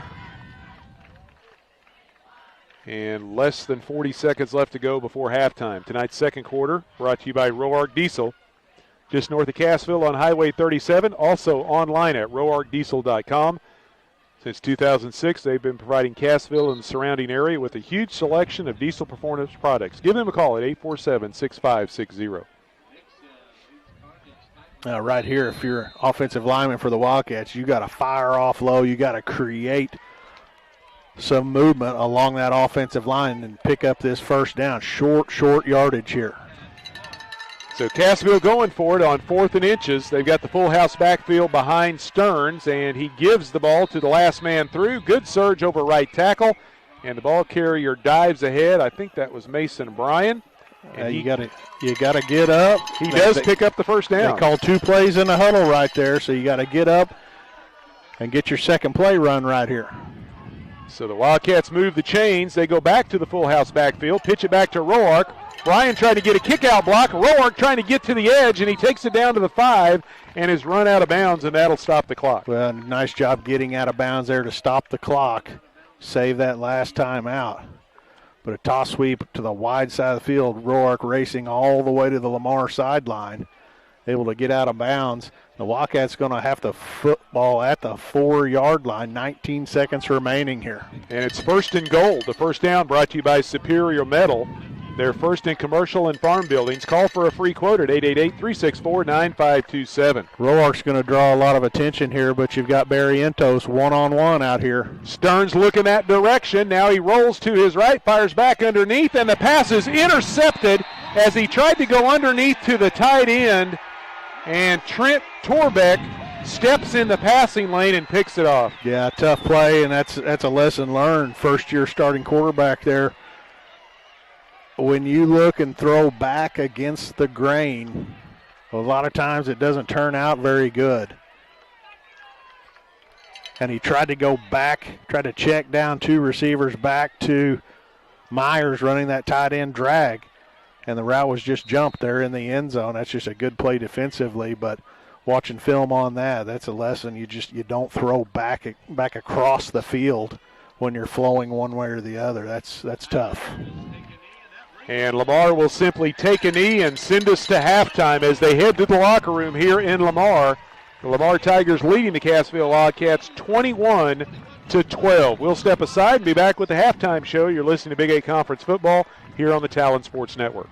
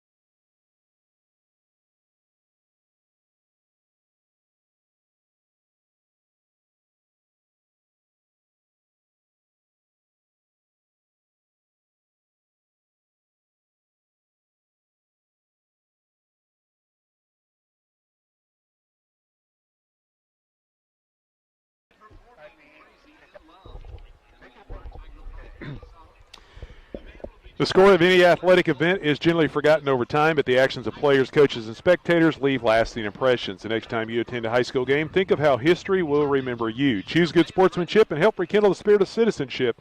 Remember, the lessons you teach today will help develop better citizens in our communities for tomorrow. This sportsmanship reminder brought to you by Access Family Care with locations in Cassville, Neosho, Aurora, Mount Vernon, and Joplin. We are at halftime. The Lamar Tigers leading the Cassville Wildcats by a score of 21-12. Looking at the scoring summary from the first half, Lamar got on the board first with 9:02 left to go in the opening quarter. Lamar took the opening kickoff and drove it 62 yards in 7 plays, and Braden Wolf ran in the final 7 yards to get the Tigers out in front. Cassville responded, though, on the ensuing kickoff. It was Mace Bredesen returning that kick for 81 yards and a touchdown. The extra point failed, and the Wildcats trailed by 1, 7-6. Lamar struck again, a 14-play, 67-yard drive that took over 6.5 minutes off the clock. The final play, a 2-yard run from Taryn Williams, and the PAT made it 14-6 Tigers. But then Cassville answered early in the second quarter, a 42-yard pass from Jaron Stearns to Colton Roark, and the Wildcats were back on the board. The 2-point conversion failed, and the Cassville Wildcats trailed by 2, 14-12.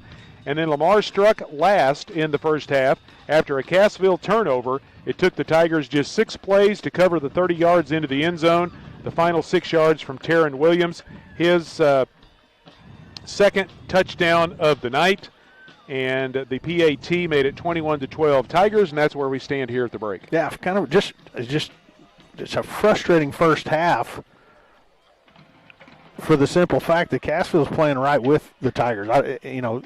They're not being outclassed out here tonight. They're moving the football offensively.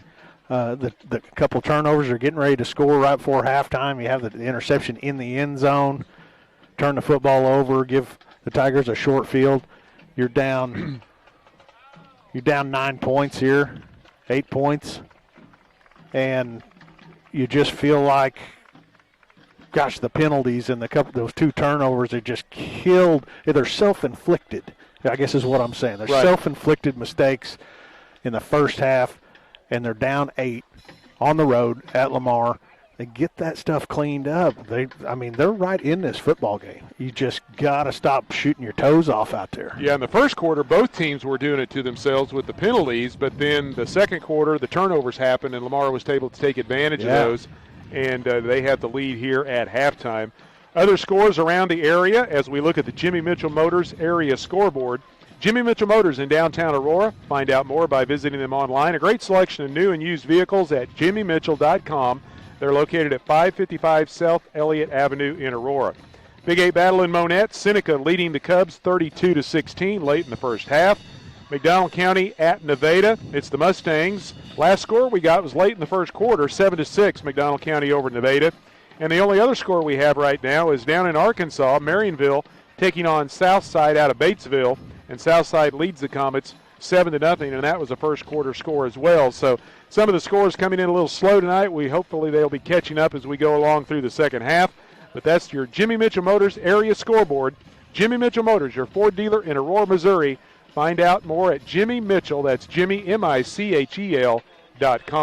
Lamar leads 21-12 here at halftime in Lamar at Thomas O'Sullivan Stadium. The Tiger Marching Band entertaining the crowd on a beautiful night for high school football here in week number 4. We're going to take a break once again, let you hear from some of our sponsors of tonight's broadcast, and be back with some of the first half stats. You're listening to Big 8 Football here on the Talon Network.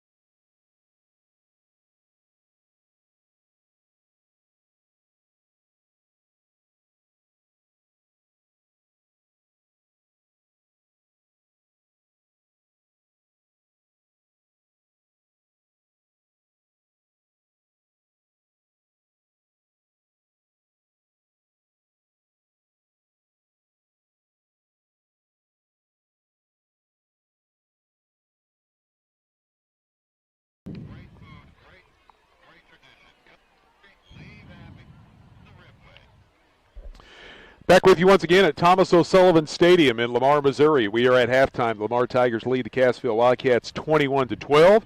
Tonight's game also brought to you in part by Auto Body Solutions at the corners of 86, 76, and 37 in Cassville.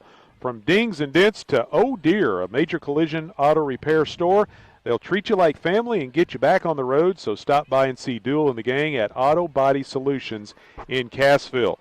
Don't forget your Apple and Google phone apps are courtesy of Phone Funeral Home. They're always there to help. Phone Funeral Home in Cassville. Looking at some of the team stats from the first half for the Lamar Tigers, 26 carries for 156 yards. They completed 2 of 3 passes for 22 yards for a total of 178. Tigers picked up 8 first downs, did not turn the ball over. They were penalized 4 times for 30 yards and punted once for 39 yards. Cassville carried the ball 13 times for 40 yards. They completed 4 of 6 passes for 100 yards for a total of 140 yards of offense.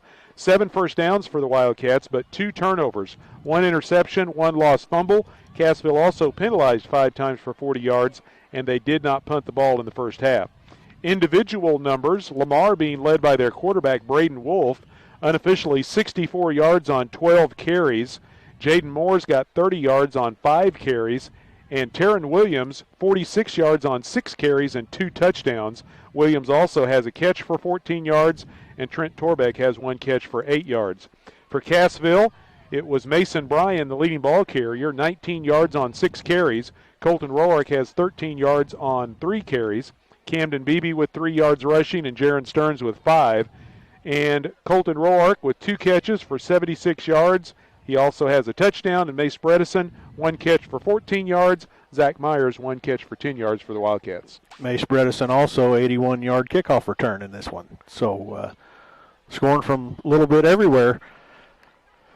Again, Wildcats, if they can just clean it up, the self-induced mistakes, if they can clean that up in the second half, they're right in it. I mean, it's an 8-point ball game. They're right in it. And we've got a whole half of football, and they're going to have the football coming out. All right, it's time for our Silver Dollar City giveaway. Get your dialing fingers ready, as we've got a one-day pass for 2 to Silver Dollar City. Has to be used during the 2025 season, so you still got the fall festivals and also the Christmas there at Silver Dollar City. And this is brought to you along with Silver Dollar City, the Talon Sports Network, and the Children's Smile Center in Aurora. They've teamed up to send you on a Silver Dollar City adventure. They've got thousands of local families that are covered by Medicaid that have been turning to Children's Smile Center in Aurora for many years, and they will be getting quality dental care for their children. If your child is covered by Medicaid, contact Children's Smile Center in Aurora for an appointment. They'll treat you like family. All right, you've got to say the phrase that pays tonight. So you dial in, and we'll give the number in a moment. A lot of people are familiar with that phone number, but so don't start dialing too soon, because you got to have the phrase that pays. And if you get stuck on voicemail or in a queue in line, you're going to miss out. But you got to have the phrase that pays tonight. So if you've got your 2025 copy of the Building Our Team High School Football Pocket Guide from Talon Media, inside we've got the Big 8 Conference, all the schools that are in the Big 8, when they joined, what years they were in, and things like that. There's also a page with all the past Big 8 football state champions in there. And, of course, the Lamar Tigers, where Cassville is at tonight, leads the way in the Big 8 with the most state championships. They're all in Class 2. But they have won 10 state titles, including last year's, and they're the 2-time Class 2 state champ. So I want you to be the first person through on the phone, and all you have to do is say 10. If you say 10, first person through on the phone lines, you get that one-day pass for 2 to Silver Dollar City. And if you've already won a pass, please do not call in. Let somebody else have a chance this week. 417-489-2277 is the number to call. That's 489-2277. First person through on the phone lines and says 10, they get the one-day pass to Silver Dollar City for the 2025 season. Again, that number, 489-2277, and say 10. So, again, Silver Dollar City, Talon Sports Network, Children's Smile Center, teaming together to send you to Silver Dollar City on an adventure. So we'll see who's the lucky winner this week. I can almost hear the people pounding those keys on their phone and calling in. That's a good prize, man. That That is nice. That's got some value to it, and that's a good one. That's a good giveaway. So, again, 489-2277. First person through that says 10 gets that one-day pass for 2 to Silver Dollar City, courtesy of Silver Dollar City, the Talon Sports Network, and Children's Smiles Center in Aurora. Well, both teams are back out of the locker room getting warmed up to start the second half. As we head to the third quarter, Cassville trails Lamar 21-19, but the Wildcats will be getting the football to start quarter number 3. We're going to take a break, be back with more. You're listening to Big 8 Conference Football here on the Talon Network.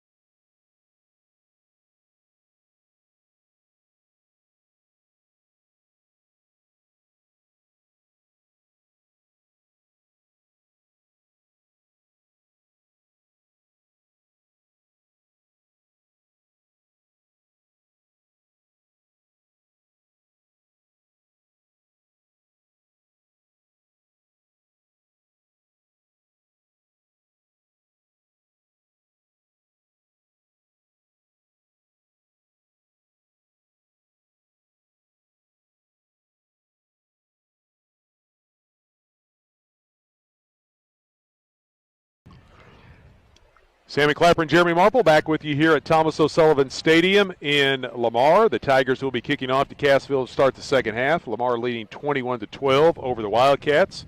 Wildcats with the first possession of the football to start the third quarter. We have a winner, Lori Speakman. Congratulations and thanks for listening. She was the first person through that said 10, and she gets the one-day pass for 2 to Silver Dollar City. I tell you what, Sammy. Todd's down there smiling. He's just assuming she's going to take him. That's true. I think the grandkids may be going to Silver Dollar City. I tell you what, there it is. Congratulations, Lori. Todd's got to stay home, take care of the dogs while they go to Silver Dollar City. Have a good party. Well, Colton Roark and Camden Beebe back at the own 15, awaiting the kick of Logan Martin. They're waiting to get a fresh 12 minutes put on the clock. There it is. Now the officials are all checking with one another. The referee having a little difficulty getting back there in the end zone. Now he's found his position, so everyone's where they need to be. And there's the whistle, so ready to start the second half. Logan Martin approaches, and another squib kick down the middle of the field. Goes through the second line, scooped up by Beebe back at the 23-yard line. Takes it out across the 30, has a head of steam. He's at the 40, takes on contact and takes it out across the 45 and is finally wrestled down just shy of the 50. Great starting field position for the Wildcats. Yeah, another nice return there by Beebe. He picks up the football, a bounding ball, bounding down through there, picks it up, takes off, and he just looks for a little bit of a seam, and when he sees it, it's gone. Runs into traffic, drags tacklers 3 or 4 yards. Nice return, great starting field position for the Wildcats. So they start at their own 49, down by 9 to start the second half. Jaron Stearns splits twin receivers out wide to the right. Split backfield behind him, pitches the ball back to Beebe. Beebe gets a block on the edge from Easton Hughes, tries to turn the corner and fights his way back across the line of scrimmage to the 50 for a gain of 1. Yeah, trying to race to that edge, wasn't quite able to get there, but he hit the brakes, went downfield, broke a tackle, got some positive yardage there. So second down and 9 facing the Wildcats, the ball at midfield.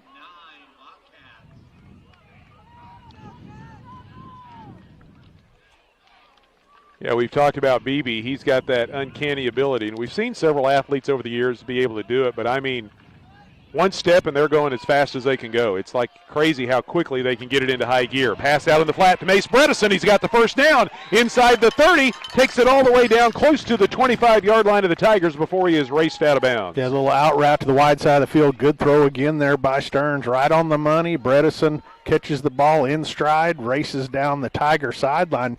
And Bredesen, he's sophomore, he's a young wide receiver, but when you've got a Colton Roark and a Barrientos on the other side, they're going to draw the attention. So he's working out there one-on-one with some cushion, so he's going to have some room to work out there. Wildcat first down brought to you by Superior Metal. Find them online at superiormetalsalesinc.com for what they can custom build for you. It's a gain of 23 yards.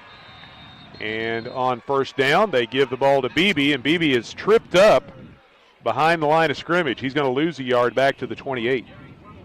Oh, they're going to pot him all the way back to the 29 for a loss of 2. Yeah, really wasn't able to get going right there, trying to go off that right side. Was wrapped up, lost his footing, unable to shake the tackle this time. So second and 12 now for Cassville. Barrientos goes wide left. Colton Roark comes out wide to the right. Hughes along with Beebe in the backfield. Stearns looking to throw. One-on-one to Barrientos. Lobs it down to the corner of the end zone, and Barrientos had to turn from receiver to defender, and he goes up over the top of the would-be defender, and that was, I believe, Wyatt Nolting back there, and he knocks the ball away, and it'll bring up third down. Yeah, Nolting, 5'7", not very big. Barrientos coming out there at 6'3". Nolting just had great positioning. Barrientos just wasn't quite able to get where he wanted to. Luckily for the Wildcats, the ball falls incomplete there.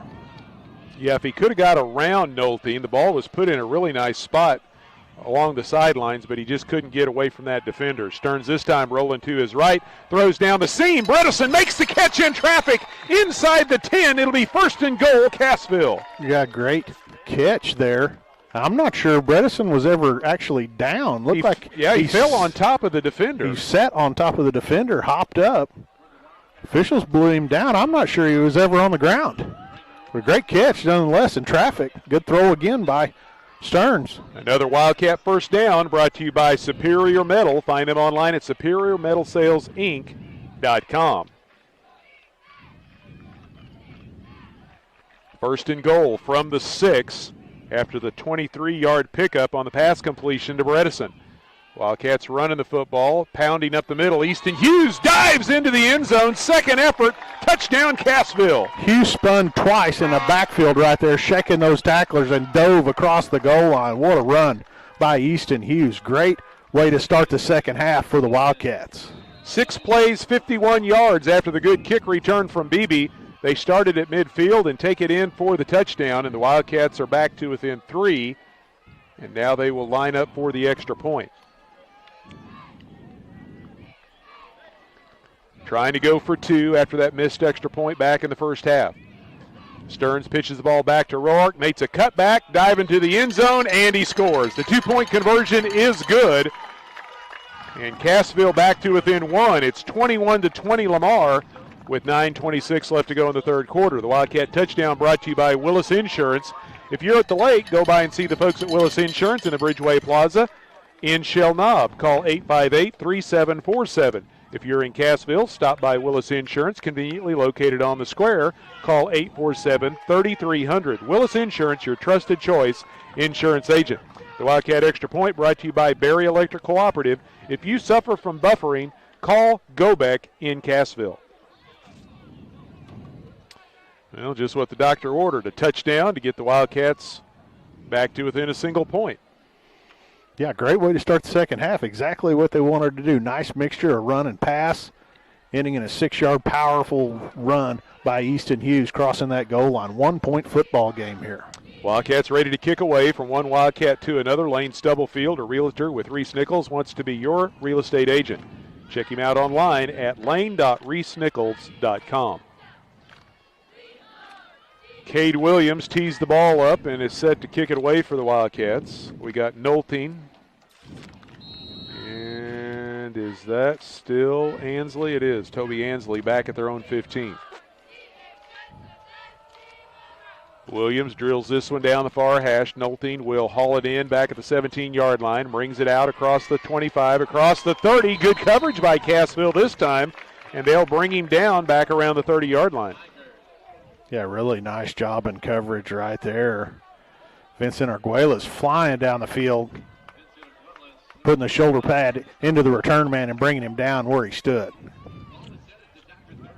21-20, Lamar with the lead, their first possession of the second half. They scored on 3 of their 4 possessions back in the first half. Start this drive at their own 30-yard line. Cassville putting 5 men up on the line of scrimmage this time. Wolf hands the ball off to Williams. He's got a head of steam and he's got a hole, and he quickly takes it out across the 40-yard line and picks up a Tiger first down. Williams again, 6'4". He's not your typical looking high school running back. Tall and lean, looks more like a wide receiver, but he runs the football hard and just kind of glides through the defense. 59 yards unofficially and a couple of touchdowns for Williams here tonight. He's also got a catch for 14 yards. Picks up 13 there on first down and moves the chains. 1st and 10 Tigers at their own 43. Unbalanced to the right. Wolf's going to run that direction. Makes a man miss in the backfield and then fights his way back to the line of scrimmage. Maybe picked up a yard. It's a gain of 1, and it'll bring up 2nd down and 9. Yeah, Wildcats again putting some pressure in the backfield. Ricky Norris able to bring the quarterback down. Nice job along that defensive line. 8.5 left to go in the third quarter. Lamar leading 21-20. Tigers facing 2nd down and long inside their own 45. Twin receivers come wide to the left, which is the wide side of the field. Now they bring a man in motion that direction. We got flags coming from all over the place. I think we got a false start against the Tigers here. Going to move them back behind the chains here. So once again, that penalty drawn by the Tigers is brought to you by the Rib Steakhouse. They're open Wednesday through Saturday. The best steaks, barbecue, fish, chicken, and more every night at the Rib.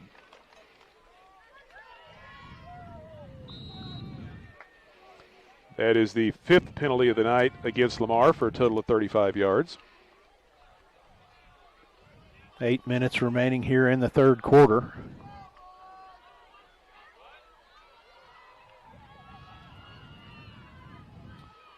Man comes in motion once again. Wolf looking that direction. Pass down the line of scrimmage. Caught by Moore. And Moore quickly gets a block. Turns it upfield. and races out across the 45 to the 49, comes up about 4 yards short of the first down marker. Gottney did a nice job there taking his blocker upfield, forcing the ball carrier back into the defense, but a really nice move there by Moore to step inside of that block, pick up some good yardage there. His first catch of the night picks up 10 yards, and it'll bring up 3rd down and 4. Tigers were 3 for 5 on 3rd down conversions back in the first half. This is their first 3rd down try here in the second half. Cassville comes up with 5 men on the line of scrimmage once again. This time they go double wing, and the handoff goes into the hands of Carson Parker, the big running back, trying to pound his way for extra yardage. Takes it into Cassville territory, but it's going to bring up 4th down as he is able to only pick up a couple of yards.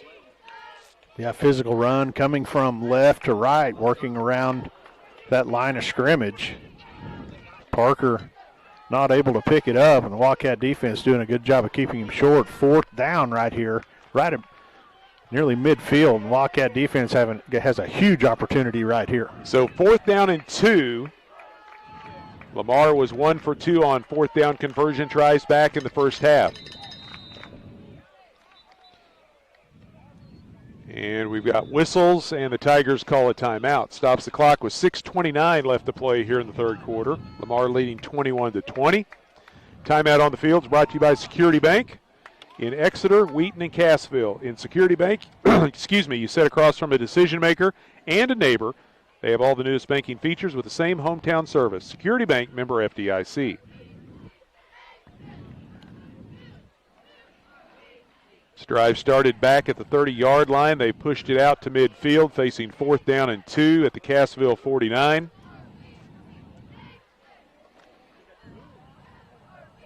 Lamar has punted only once tonight. Cassville has not punted the football. Tigers bringing in another one of those big guys in the backfield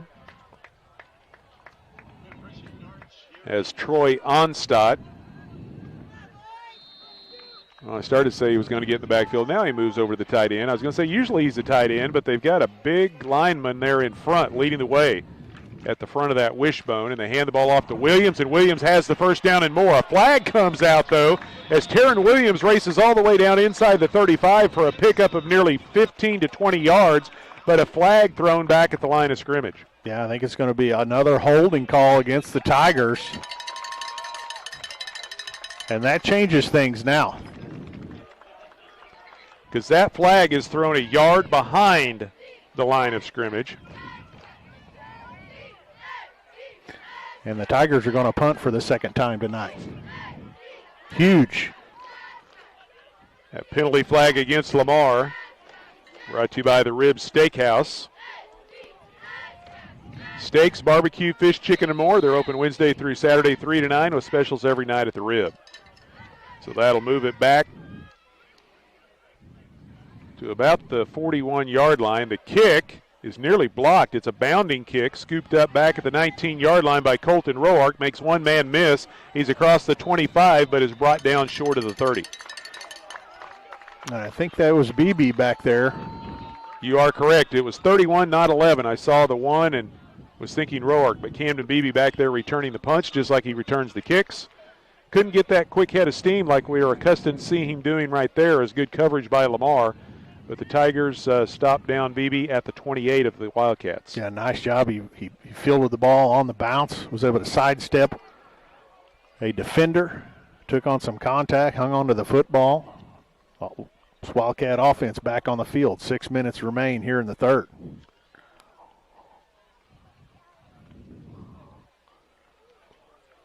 And we're going to see what the delay here is.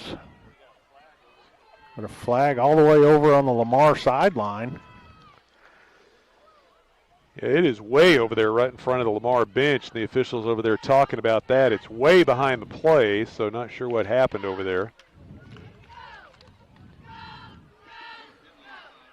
Both coaches out talking to officials on each side of the field.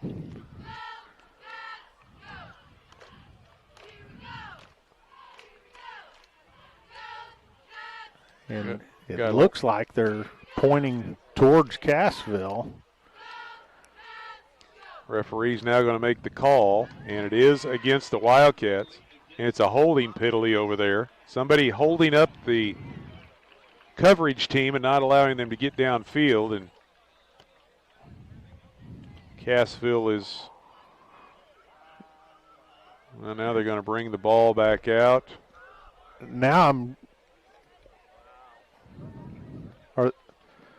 So they're going to mark it off from the original line of scrimmage where Lamar punted the football, but they're not going to have enough for a first down. They get 10 yards, and the 4th and 11 turns into a 4th and about 2.5. But that will give Lamar an opportunity to maybe think about going for it again instead of punting the football. Wow.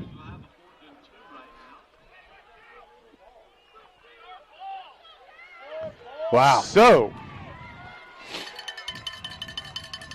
Tiger football back at the 49, kind of back where they were just a few moments ago, facing 4th and 2. And the Tigers trying to get the Cassville defense to jump. Nobody's moving. The play clock running out. Lamar's coaching staff is beside themselves over there, screaming and yelling, either snap it or do something, but nobody was able to do anything. They tried a hard count to get the Wildcats to jump. One of the defensive linemen lunged. He did move, but he didn't break the plane. Didn't cross the plane. The Tigers wanted that easy 5, weren't going to get it. 6:06 left to go here in the third quarter. Cassville down 21-20. Lamar with the 1-point lead, facing 4th down and about 2. And Coach Beshore will have a decision here. See if he wants to try to pick up that first down or not. We were just talking about this earlier tonight. A couple of years ago, they wouldn't even have thought about this. They'd just be going for it, but tonight's a different story.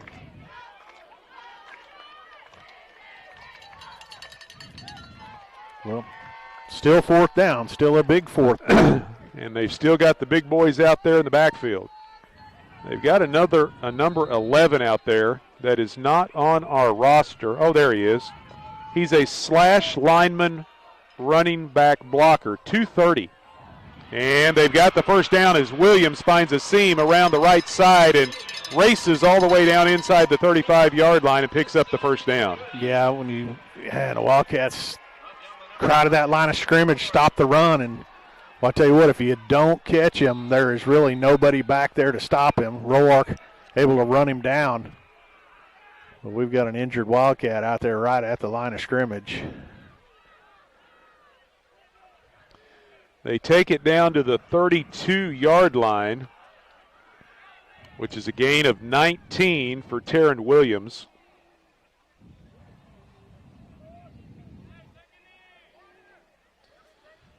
And we've got an injured Wildcat back near midfield. He's being checked out by the medical staff here tonight at Thomas O'Sullivan Stadium. Coach Weldy out there checking on his injured player as well. It's big Ricky Norris. Yeah, he's slowly getting to his feet. Looks like that left leg's bothering him considerably right now. Yeah, he's favoring that as he is headed towards the sidelines. Gets a glad hand from the Cassville faithful that have made their trip up to Barton County here tonight. Well, suddenly the game has kind of ground to a halt here with the penalties and the injuries and everything else. They had a whole punt taken away. Get erased. But I don't understand the call, and that's just my ignorance, I guess. You know, the penalty happened.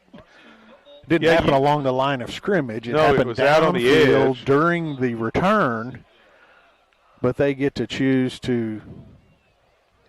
That's take the it from part the line that's of scrimmage. confusing, how they got the ball back. Yeah, because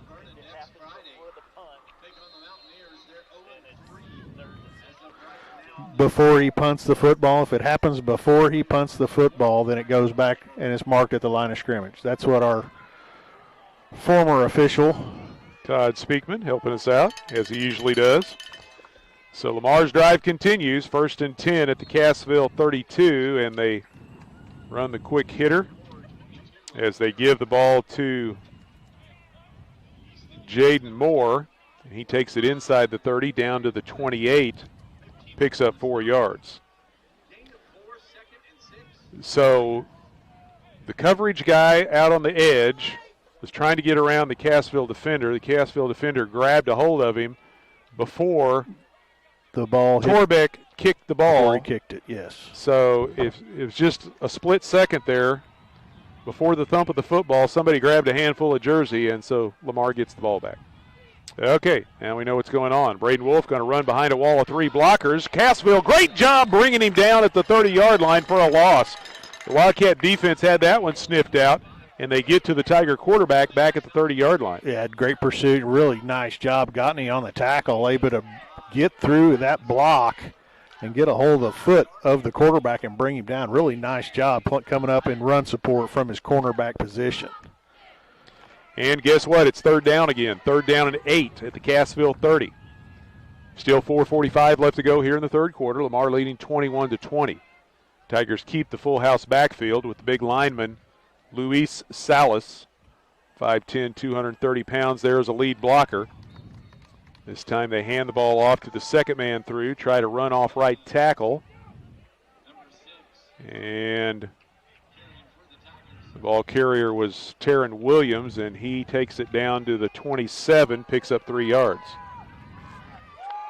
Another fourth down here for the Tigers and for this Wildcat defense. And this will be 4th down and 4. Look, they've had them in 4th down a lot tonight. Lamar has converted a couple of 4th downs tonight. This one inside the Cassville 30. They fake the handoff to Williams this time. They want to throw. The pass is complete to Moore, and Jaden Moore's got the first down, and he takes it all the way down to the 15-yard line before he is finally taken out of bounds. Yeah, good play call right there. Little play action, bootleg, short pass, and a first down conversion. They spot him down at the 14 for a gain of 13. Second catch of the night for Jaden Moore for a total of 23 yards and a first down for the Tigers. Inside 4 minutes now left to play here in the third quarter. Handoff goes to Jaden Moore, running in behind a wall of blockers, this time off left tackle. Fights his way down to about the 11 for a short gain of 3 yards. Moore took that handoff, got hit right in the backfield, stood up, but his momentum kept him going forward for a short gain there. They got him listed at 5'10", but he's around 185, 190 pounds, so he is a solid sophomore running back. So second down and 8, just outside the 10-yard line for the Tigers. They've got a 1-point lead here, closing in on 3 minutes left to play third quarter. They keep the full house backfield, and the handoff goes to Williams. And Taryn Williams dives down close to the 5. Looks like they're going to put him down at the 6 for a pickup of 5, and it'll bring up third down. Yeah, Taryn Williams has gained several yards tonight going off that right tackle. Again, tall, 6'4", thin running back, and just kind of glides through there. So the Tigers facing third down and 2. They haven't been real successful on third down here in the second half, but they have been on fourth down. The handoff goes to the second man, and the line pushing forward, trying to get second effort, fighting for the goal line. They're going to come up just short of the goal line. I'm trying to see who the ball carrier was. It wasn't Jaden Moore that time. It was Williams again. They did give it to Williams, and they're going to spot him down at the 2, and it's going to be first and goal Tigers. Williams now unofficially 90 yards rushing on 11 carries. And they're quickly going to keep the pressure on. Back up to the line of scrimmage. Keep the wishbone formation behind Wolf, and he dives into the end zone, or did he? It looked like he cut behind the center and was able to get the effort, and now the late signals touchdown Tigers. The linesman on the near side did not signal touchdown, but the guy on the far side came across and looked to see where the football was, and he says it broke the plane, and the Tigers have scored, and they now lead 27-20. Strange offensive set there for the Tigers. Wildcats look to get the ball back on a punt. Penalty gave the ball back to the Tigers, which converted 2 or 3 fourth downs along the way. Now Suarez in to attempt the extra point, and the kick is up And it is good. Chris Juarez tacks on another extra point, and it's still a one-possession game. Tigers lead by 8, 28-20, with 2:08 left to go here in the third quarter.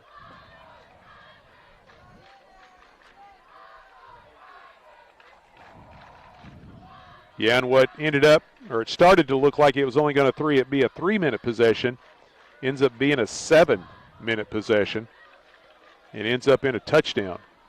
So not only did the Tigers score, they took a lot of time off the clock here in quarter number 3. Well, with the successful 2-point conversion the Wildcats had on their previous touchdown, keeps this a one-possession football game. 2 minutes remaining here in the third, 28-20. Colton Rourke and Camden Beebe will drop back to receive the kick of Logan Martin.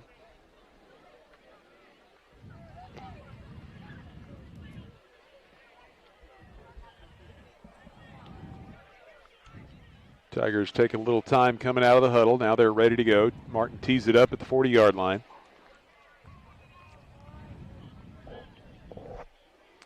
Beebe and Roark back at their own 15. Martin's been kicking a lot of squib kicks right down the middle of the field. We'll see if he does it again.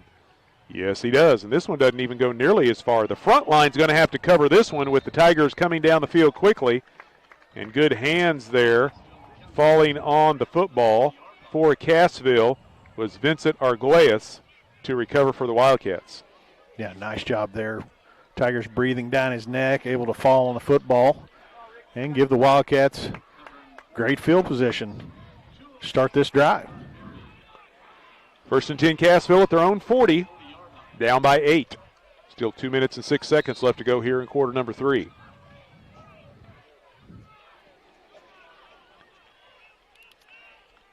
Wildcats up to the line of scrimmage. They go with the 3-back set behind Stearns. They hand the ball to Roark, gets a block on the edge, trying to get to the corner, and he's run down after a short pickup of only about a yard, if he even got that. It'll bring up second down, and for all intent purposes, 10 yards to go for the Wildcats. Well, full house backfield.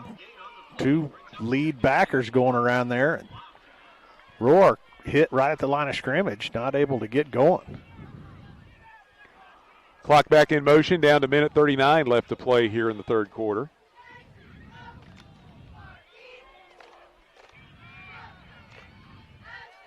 Cassville moves up to the line of scrimmage. They put Stearns in the shotgun this time. He fakes the pass, and he's going to run. A lot of room up the middle. He's across the 50, picks up the first down, breaks a tackle at the Tiger 40, takes it all the way down to the Lamar 37-yard line. First down, Cassville. Yeah, the Wildcat first down brought to you by Superior Metal Sales at SuperiorMetalSalesInc.com. Well, nice job. Another quarterback draw there by Stearns. Step back, sold it, took off, weaved his way in and out of tacklers, through the defense, cross midfield, cross the 40, down to about the 36, 37-yard line of the Tigers. Nice play. 23-yard pickup for quarterback Jaron Stearns, moves it into Tiger territory. First and 10 at the Lamar 37. Final minute of play here in the third quarter. Stearns gives it to Easton Hughes. Hughes bounces off first contact, pushes forward down to the 31-yard line, picks up 6 yards. Hughes once again running hard, had a touchdown in the previous series. Taking on that contact, spinning, keeping those legs moving, powering his way forward.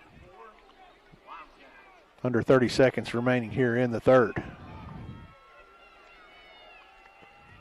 So second down and 4 for Cassville, just outside the Lamar 30-yard line. Most likely the final play of the third quarter. Inside handoff goes to Colton Roark. Roark lowers the pads, takes on contact, runs over Carson Parker, and takes it down to the 26-yard line. Just physical. He saw the tackler, you saw how low that pad level got, ran over the defender, picked up another couple of yards and a first down. The Wildcat first down brought to you by Superior Metal Sales. For first in commercial and farm building needs, call 888-364-9527. That's going to be the final play of the third quarter. We'll step aside, be back with quarter number 4. Lamar leads it 28-20. You're listening to Big 8 Conference football here on the Talon Network.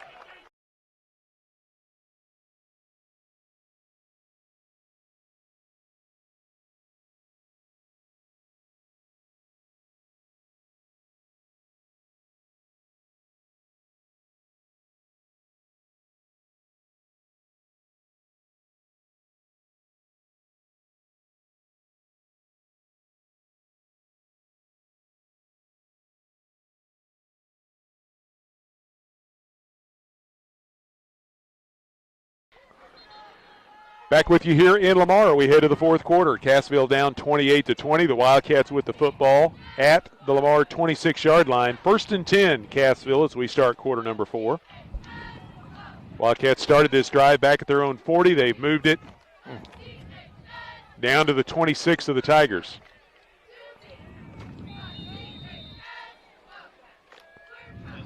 First play of quarter number 4. Tonight's fourth quarter brought to you by First State Bank of Cassville.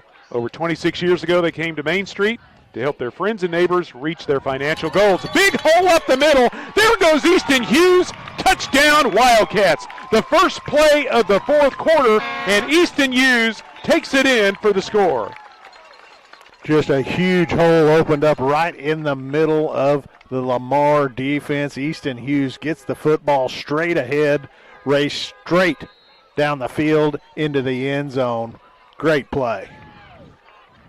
26-yard touchdown run for Easton Hughes, his second rushing touchdown of the night, and Cassville is a 2-point conversion away from tying this ball game. They line up with the full house backfield, wishbone formation behind Stearns, and Stearns is going to run it himself, tries to get to the edge, diving for the pylon, and he comes up just short, and the Tigers hang on to the lead 28-26. Just not quite able to get to that corner. The speed of that Tiger defense stretched him all the way to the sideline. Tried to stretch the football out at the end to hit the pylon, just not quite able to get there. The Wildcat touchdown brought to you by Willis Insurance on the square in Cassville and in the Bridgeway Plaza in Shell Knob. Stop by Willis Insurance and get a quote today. The Wildcat Extra Point Try brought to you by Berry Electric Cooperative. If you suffer from buffering, call GoBack. Internet reliability in Berry County is spelled GoBack. 5 plays, 60 yards on the drive. Took a little over 2 minutes off the clock, and Cassville scores their 4th touchdown of the night. 3 offensive and 1 special teams touchdown, and they're down by 2. 28-26 here with 5 seconds gone in the fourth quarter. Wildcats will kick it away. The Wildcat kickoff is brought to you by Lane Stubblefield. From one Wildcat to another, Lane Stubblefield with Reese Nichols Realty wants to be your real estate agent. Check out all he has to offer online at lane.reesenichols.com. Cade Williams to tee it up and kick it away for Cassville. Back deep, Toby Ansley and Waylon Nolting. This one's angled towards Nolting. It gets by him, and it's headed towards the end zone, but it's going to roll, and, he picked it up at the 1-yard line. He wasn't for sure whether it was going to go into the end zone or not, or whether it was going to go out of bounds, and for some inexplicable reason, you got to let the ball go. If it goes into the end zone, you get it at the 20. If it goes out of bounds, you get it at the 35. Why you would pick it up, I don't know, and he did. He had 1 foot inbounds, 1 foot out of bounds, outside of the end zone. And the Lamar Tigers are going to have the football at the 1-yard line. Well, it happens at all levels, whether it's high school, college, professional. Once in a while, the game kind of blows past your brain, and you make a hiccup like that, and we just saw one right there. Absolutely. Well, the Wildcats have a golden opportunity here with 11:54 remaining in the game. Lamar Tigers are going to start their offense, quarterback in the end zone. Yeah, he was looking like he was wanting it to go into the end zone for the touchback, and when it kind of started squirting towards the sidelines, it's almost like he thought, I don't want it to go out of bounds. But if it goes out of bounds, it's better than if it goes into the end zone. 100%. But, of course, like I said, sometimes your brain gets caught up in things. And he had more time than he realized. He knows the ball's live. He knows that the Wildcats are racing down the field. And just panicked a little bit right there. Now the officials been over explaining things. And that could have been a little bit of it. He thought the ball's not going to make it into the end zone. It's going to stop, and it's a live football. I can't just let it sit there. But when he picked it up, as you said, one of his feet was out of bounds, so it's suddenly a dead ball. Straddle on the sideline. Oh, well, Cassville hoping to take advantage of this here with Lamar at their own 1. And Braden Wolf will take it on the quarterback keeper, trying to give him a little breathing room. Dives straight ahead out to the 3, picks up 2 yards. Still backed way up. Not out of the woods yet. Wildcat defense, golden opportunity here. Yeah, you want to get away from that goal line if you're the Tigers because of safety, and this game is tied. And they've given themselves a little bit of leeway, but not a lot. 2nd down and 8 from the 3. This time, Wolf hands the ball off. Ball carrier for the Tigers comes around the right end. That is Williams once again. Takes it out across the 5 to the 6 and picks up 3 more yards. So that's going to be about a 3rd and 4 here. Right about the 7-yard line.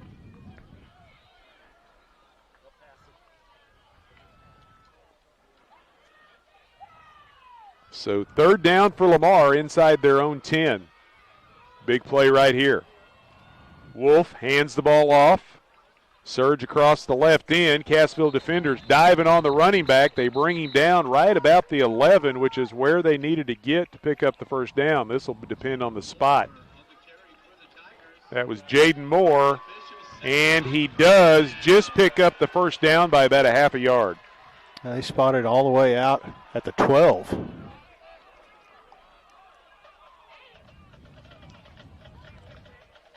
So a big 1st down for Jaden Moore. Gets the Tigers a little bit farther away from their own end zone. Down to 10.5 left to go here in the football game. Lamar leading 28-26. 1st and 10 Tigers at their only 12. They continue to run the football, and this time, big hit put on over there by, I think that was Isaac Looney. Yeah, big shot in the backfield right there. Good play. Got off his block. Put that shoulder right in the chest of the ball carrier. It's a gain of only 1. 2nd down and 9 facing the Tigers. So Cassville likes this, keeping the Tigers into long down situations. Now they just got to try to find a way to put a couple of these stops together and force the Tigers to punt the football. Braden Wolf this time fakes the pitch, keeps it himself, and is hammered hard as he gets out to about the 12. May have not been able to get back to the line of scrimmage. He needed to get to the 13 to avoid the loss, and he does lose a yard. Well, great pursuit that time. Thompson and Easton Hughes shedding those blocks, getting to the quarterback and bringing him down. Once again, another huge 3rd down. This one 3rd down and 10. Wolf resets one of his linemen. Hands the ball off to Williams. Williams slips a tackle at the 20-yard line and dives out close to the 25 and unbelievably picks up a 1st down.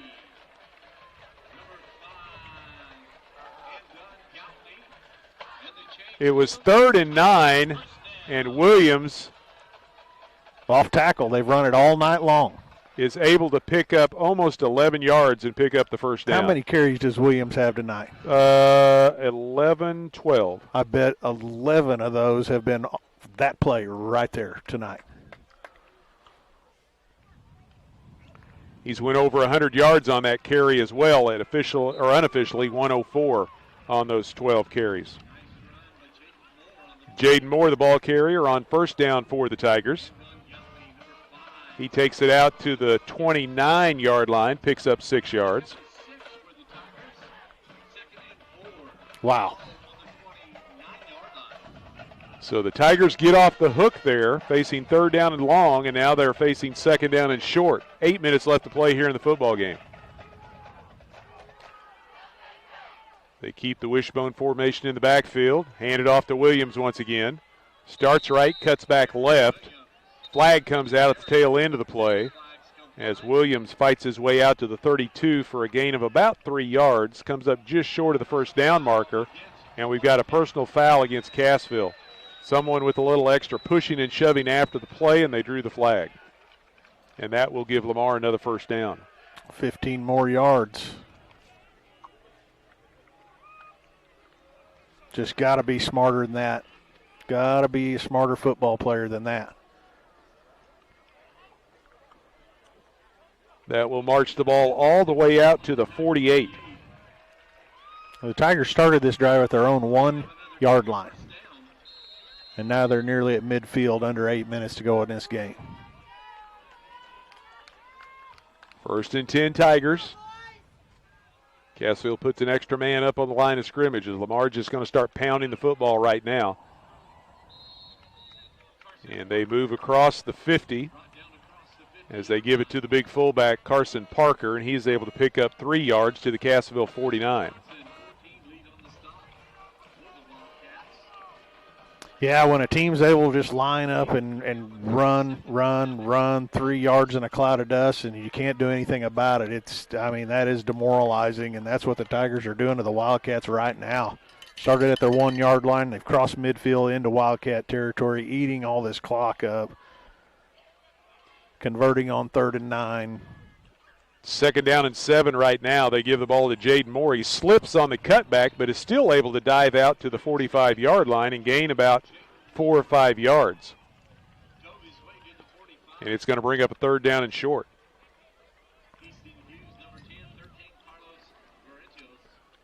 Wildcat defenders need to start digging for that football, reaching in, trying to strip it. They need a turnover. They've got to do something to get them off the field. 6.5 left to play in the football game. Lamar leading by 2, facing 3rd and 3 at the Cassville 45-yard line. Williams gets the handoff, gets away from a man in the backfield, and picks up a 1st down inside the 40 down to the 38. 2 Wildcat defenders had a shot at him in the backfield. Not able to stop him. It's a gain of 7. Lamar moves the chains once again. The ball at the Cassville 38. Williams now unofficially 114 yards on 15 carries. Lamar continues to chew up clock, too. They've held this for nearly 5 minutes here in the 4th quarter. They split the backfield this time behind Braden Wolf. Sophomore quarterback up under center. Gives it to Jaden Moore. Hole around the left end. Slices his way inside the 35 down to the 32. Picks up 6 more yards.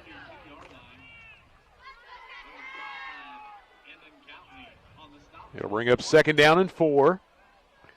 Lamar also becoming very deliberate in the huddle, letting that play clock tick down as much as possible before they snap the football. Clock is their friend right now with 5.5 left to go, leading by 2, 28-26. 2nd down and 4 from the Cassville 32-yard line. Back to the 3-man backfield. A couple of blockers for Taryn Williams. Runs in behind those blockers down to the Cassville 28 and gains 4 yards, and this is going to be right there around that 1st down marker. They check to the sidelines, and they say he comes up about a half a yard short. It'll bring up 3rd down. Clock ticking under 5 minutes to go here in this one. And you're right, the Tigers taking their time, running the football right at this Wildcat defense. So 3rd down and less than a yard to go for Lamar. They overload the right side, split the backfield behind Braden Wolf. Wolf gives it to Williams. He runs towards that right side, gets hit, but then bounces off contact and picks up the 1st down. Once again, Tiger ball carrier hit in the backfield. Able to bounce off the tackler, pick up positive yardage, and another 1st down. And being long and lanky like he is, he's hard to get a good grab, I guess, a hold. And when he bounces off somebody, as long as he is, all he has to do is fall forward, and he picks up a couple of yards. 3 or 4 yards, yeah. It's kind of what he did right there. They go back to the big guy in front, Luis Salas. They pitch the ball back to Jaden Moore. Gets to the edge, turns it upfield. He's inside the 20, down inside the 15, breaks the tackle, fights to the end zone. Touchdown, Tigers. Unbelievable. Jaden Moore just kept getting hit and just kept bouncing off and kept his legs underneath him and takes it all the way in for the score. Sammy, it looked like every defender on the Wildcat defense touched him on that run. And he ends up in the end zone. Unbelievable. 99-yard scoring drive for the Lamar Tigers. 15 plays, 99 yards. And it takes 8 minutes off the clock. The Tigers lead 34-26. And the extra point try coming up from Chris Juarez. 24-yard touchdown run for Jaden Moore.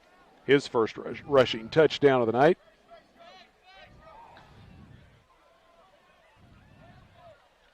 And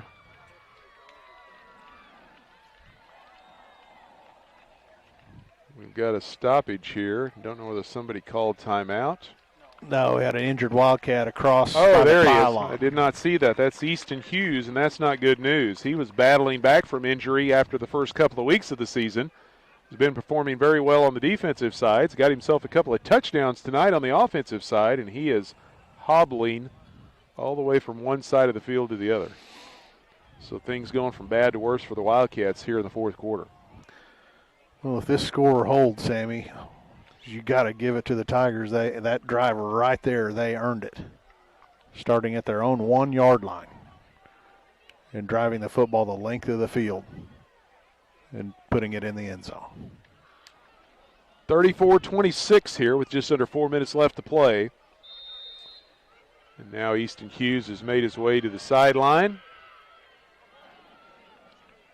Walking gingerly, but at least putting a little weight on that leg right now, which is a good sign. Chris Juarez. Extra point kick is up, and it is good, and the Tigers lead 35-26. So Cassville once again behind the 8 ball here. They got it down to a 2-point game. But now the Tigers leading by 9. Back to a 2-possession lead here with less than 4 minutes to go in the fourth quarter.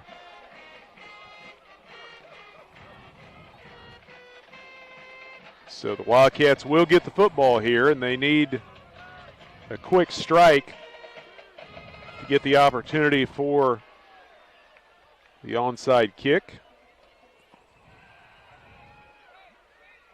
Very physical game out here tonight. Being as close as we are to the Wildcat sideline over here, we can see a lot of bumps and bruises and dings on these Wildcat players. Tough, going back in the game, coming out for a play, just needing to unhurt for a minute. But several limping ankles, lower body issues. And it's offensive players putting as much a lick on as the defensive players. A squib kick, and it bounces up into the air. The ball is loose. There's a scramble for it back at the 40-yard line. For a minute, it looked like the Wildcats had recovered out at the 45, but the ball squirted free, and Mason Bryan's able to come up with the pigskin back at the 41 to keep the ball in the hands of Cassville. Yeah, it looked like the first man to touch the football was Sky Yang, one of the up men for the Wildcats. And the Tigers just have a 10-yard, 12-yard sprint at him as he's trying to catch it on the bounce. And they just completely blew him up. Mason Bryan, the ball shot about 6 yards down the field. Mason Bryan right there to fall on it. 1st and 10, Cassville. Stearns up under center. Now he breaks out of that and goes back to the shotgun. He's got 5 receivers in the formation, and he's going to run. And that is not. Yes, it is. It was. I thought they had switched things up there just a little bit, but it was. Jaron Stearns, the ball carrier.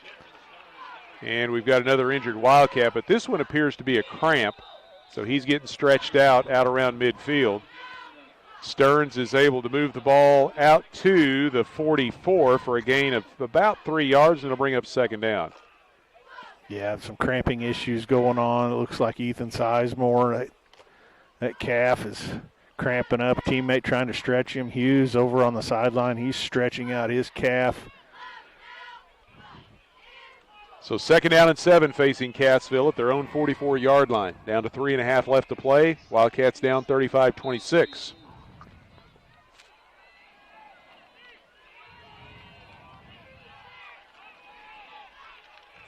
Wildcats break huddle, come up to the line. Stearns this time gives the ball up the middle Fighting for extra yardage, the Cassville running back spins out to about the 48-yard line, and that was Tristan Thompson. He is able to pick up 4 more yards, and it'll bring up 3rd down.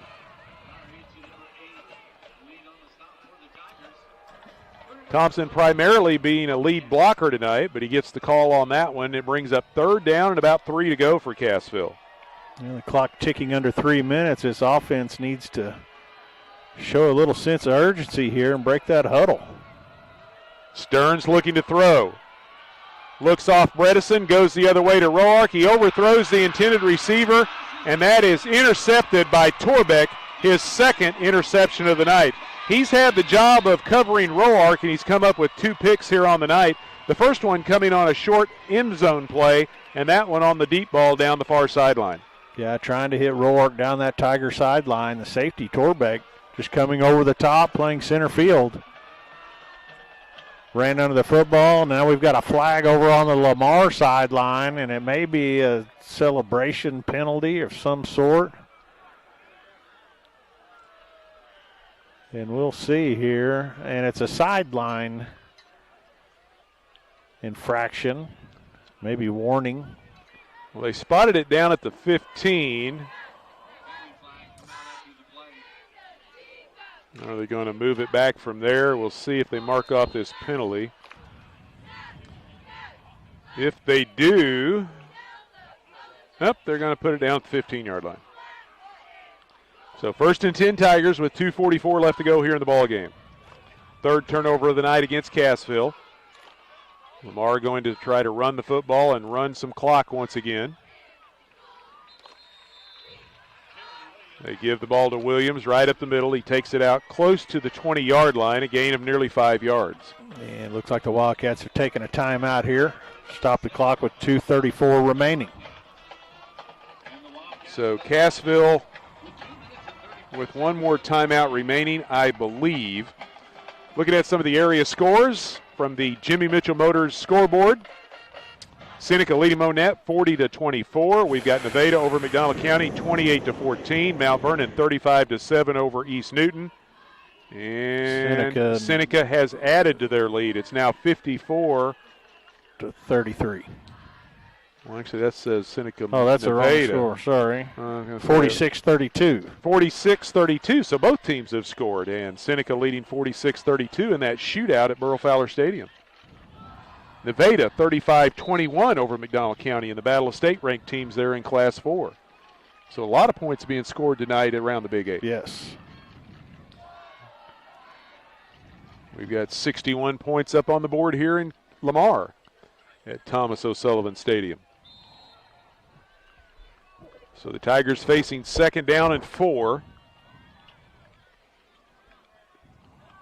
And just across their 20-yard line. And Taryn Williams gets the handoff again. This one's going to be a short gain. It's going to bring up 3rd down. Cassville calls another timeout.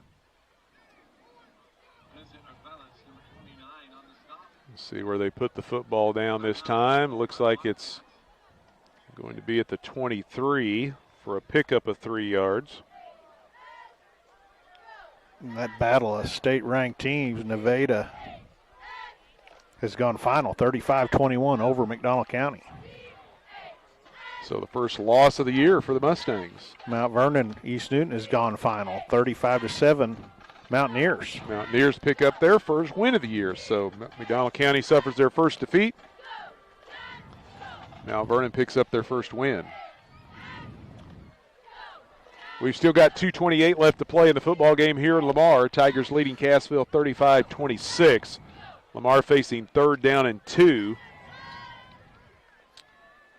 They've had quite a bit of success here in the second half. They're 4 for 6 on 3rd down conversions in the second half after converting 3 of 5 3rd downs in the first half. Big surge with everyone in tight. They just run in behind the offensive line. Braden Wolf, the ball carrier. They spot him down at the 24. That might not be enough for a first down. Cassville uses their final timeout. Timeout on the field brought to you by Security Bank. Locations in Cassville, Exeter, and Wheaton. Security Bank, member FDIC. Take time out to look at Security Bank. And it is going to bring up 4th down as they gain only a yard on the quarterback keeper by Wolf. And it will be 4th down and a little less than a yard to go. They need to gain the 25 to move the chains. Cassville needs a big stop here with 2:22 left to play. First down picked up by the Tigers on this possession, and they will more than likely be able to take the remaining time off the scoreboard here at Thomas O'Sullivan Stadium. Cassville will be back home next Friday night. In fact, it's the first of 2 there at Wildcat Stadium. Next Friday, Harrisonville comes to town, and then first Friday in October, it's the Mount Vernon Mountaineers coming to Cassville.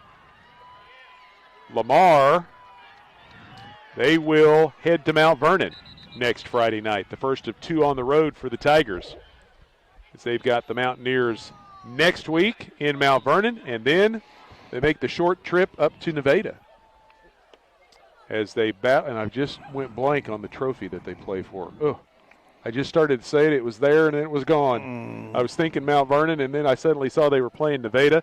There's a trophy that they, it's something Tiger, because they're both Tigers. One's in Barton County, one's in Vernon County, but Right. it's something Tiger. The trophy's named something Tiger, and it's slipped my mind what it is right now, but that's what they'll be playing for in 2 weeks. All right, Cassville uses their final timeout here, with Lamar facing 4th and less than a yard at their own 24. And Lamar, I think, took a timeout too, didn't they? Lamar just burnt that timeout. So they wanted to see what Cassville's defense looked like, and then they want to make some adjustments.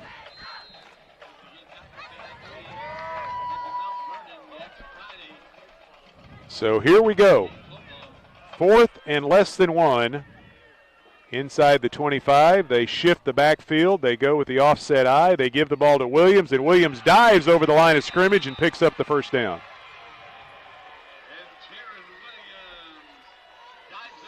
Williams this time going off left tackle. Cleared the line of scrimmage.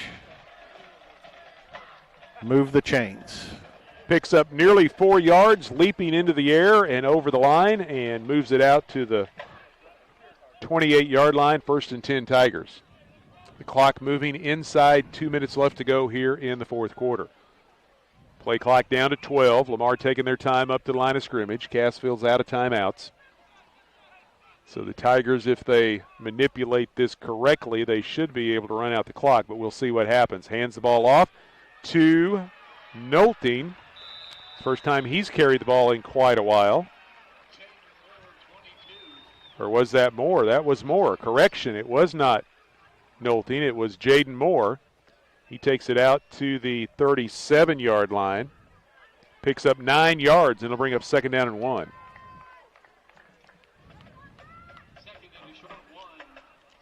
Jaden Moore closing in on 100 yards on the night. Well, first down here, and it seals the deal, but even if they don't pick it up, we're under 60 seconds left to play. So they control the clock right now. The surge goes forward on the quarterback keeper, pushes ahead to the 39, and that's going to do it for Lamar. They're going to be able to run out the clock as they pick up the first down. 1 minute remaining. They can kneel the rest of this thing out. Well, a hard-fought Big 8 football game here tonight in Lamar, but the Tigers are going to survive, and they win at 35-26 as they pick up their 3rd consecutive win. Lamar is going to improve to 3-1, and they will now be 2-1 in the Big 8 after that season-opening loss to McDonald County. Wolf takes the knee, and that's going to do it. The final 30 seconds will tick off the clock. Cassville, after picking up the win last week over East Newton, drops the game on the road tonight. They're going to fall to 1-3, and that will also be 1-3 in the Big 8. Next Friday, it'll be the non-conference matchup for the Wildcats as they go back home to take on the Harrisonville Wildcats. Lamar wins at 35-26. We'll step aside and be back with the postgame. Brought to you by Heritage Tractor. You're listening to Big 8 Conference Football here on the Talon Network.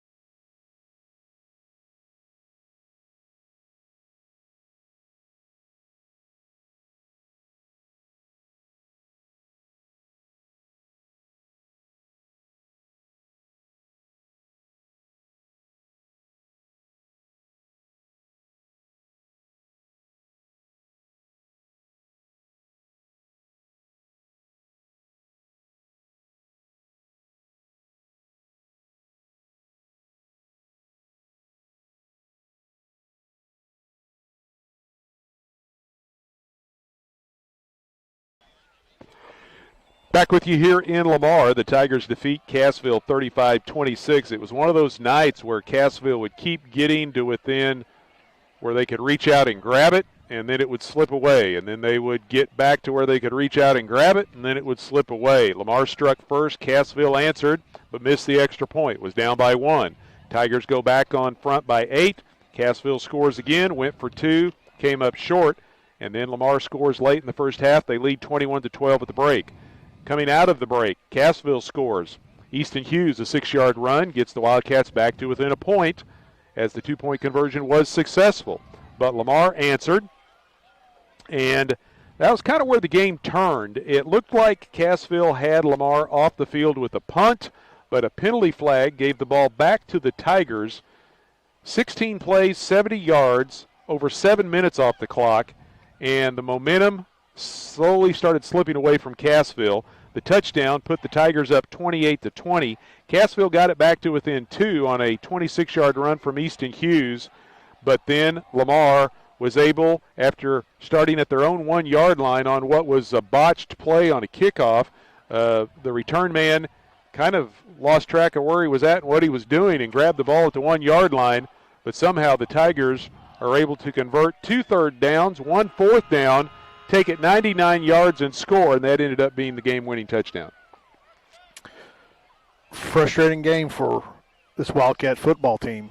They just seemed that they had chance after chance and were not able to capitalize. You have to be able to get the other team off the field when you're on defense, and the Wildcats just were not able to do it.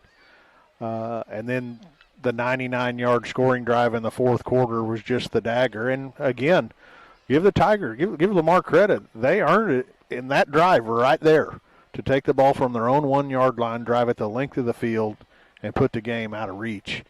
And just a tough night, long road trip up here, tough night of football, and Wildcats are going to have to regroup this week and get ready for Harrisonville. Yeah, it was the second half where Lamar controlled the time of possession. Of those 24 minutes in the second half, Lamar had it for 17 of those 24. So, yeah, I mean, they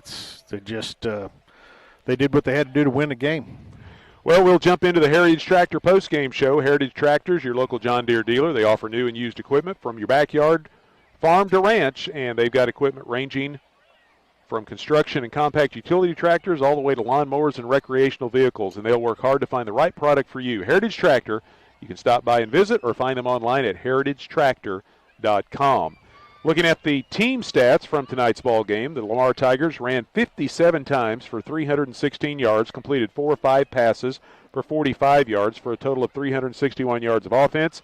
Tigers picked up 21 first downs, did not turn it over. They were penalized 6 times for 45 yards, most of those in the first half, and they punted twice for a 40-yard average. Cassville, 23 carries for 112 yards. They were 6 of 10 through the air for 146 for a total of 258 yards of offense. The Wildcats picked up 12 first downs, but they turned it over 3 times tonight, 2 interceptions and a fumble. They were penalized 7 times for 65 yards and did not punt the football. Lamar was led by Taryn Williams, 134 yards and 2 touchdowns on 20 carries. Jaden Moore had 93 yards and a touchdown on 14 carries. And their quarterback, Braden Wolf, had 68 yards on 18 carries and a touchdown. For the Cassville Wildcats, their leading ball carrier was Easton Hughes, 38 yards and 2 touchdowns on 3 carries. Jaron Stearns had 31 yards on 5 carries. Colton Rourke had 2 catches for 76 yards and a touchdown, and Mace Bredesen had 3 catches for 60 yards on the night for the Cassville Wildcats as Lamar picks up the win over Cassville here tonight. Looking at some of the other area scores around the Big 8 and around the area, the Jimmy Mitchell Motors scoreboard. Brought to you by Jimmy Mitchell Motors in downtown Aurora. They're your Ford dealer. They've got a great selection of used products as well. Find out more online at jimmymitchell.com or drop by their lot and showroom at 555 South Elliott Avenue in Aurora. Well, it's gone final in Mount Vernon. The Mountaineers pick up their first win of the year. They knock off East Newton 35-7. In the battle for the momentum between Nevada and McDonald County in Class 4, both were ranked in the top 10, and it goes to Nevada. They knock off the Mustangs at home, Nevada winning up in Vernon County 35-21. Down in Arkansas, Southside out of Batesville is leading Marionville 35-14. That in the second half. And another second half score in the fourth quarter, Lafayette County with a 1-point lead, 29-28 over Aurora. And they're still playing in Monet. A lot of points between the Seneca Indians and the Monet Cubs. Seneca leading 54-32 late in the fourth quarter there at Burl Fowler Stadium. Yeah, we expected some points in that one, and they're delivering. What's that, 86 points? And they probably just got to the fourth quarter in that one, so who knows? All right, we will continue on with the Heritage Tractor postgame show here from Lamar. We hope to visit with Coach Weldy. We've also got our postgame awards to hand out as well. Postgame show brought to you by Heritage Tractor, your local John Deere dealer with locations all around the area. It's a great time of year to buy a tractor. Stop in for great deals and low financing. We'll step aside, be back with more here from Thomas O'Sullivan Stadium.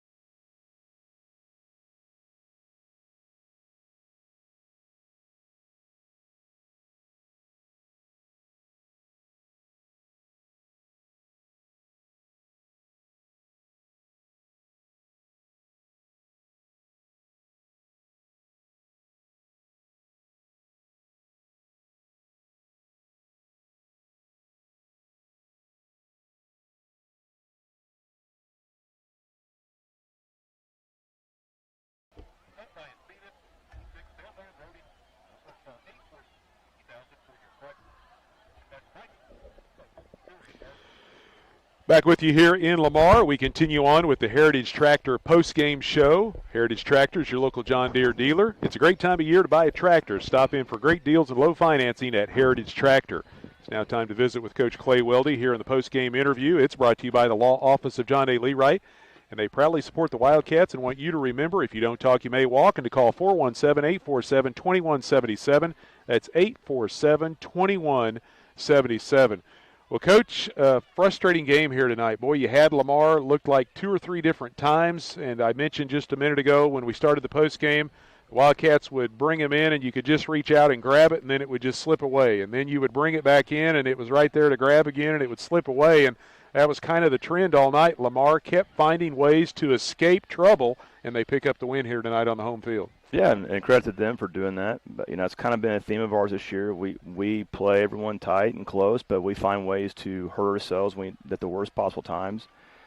There's multiple times that we had a massive penalty that helped them out, hurt us, have a stop in the second half finally, and then they punt the ball, and then we get a penalty and get the ball right back, and they go score. That's kind of been a theme we've had this year. We've struggled getting off the field defensively, and then we hurt ourselves at the worst times.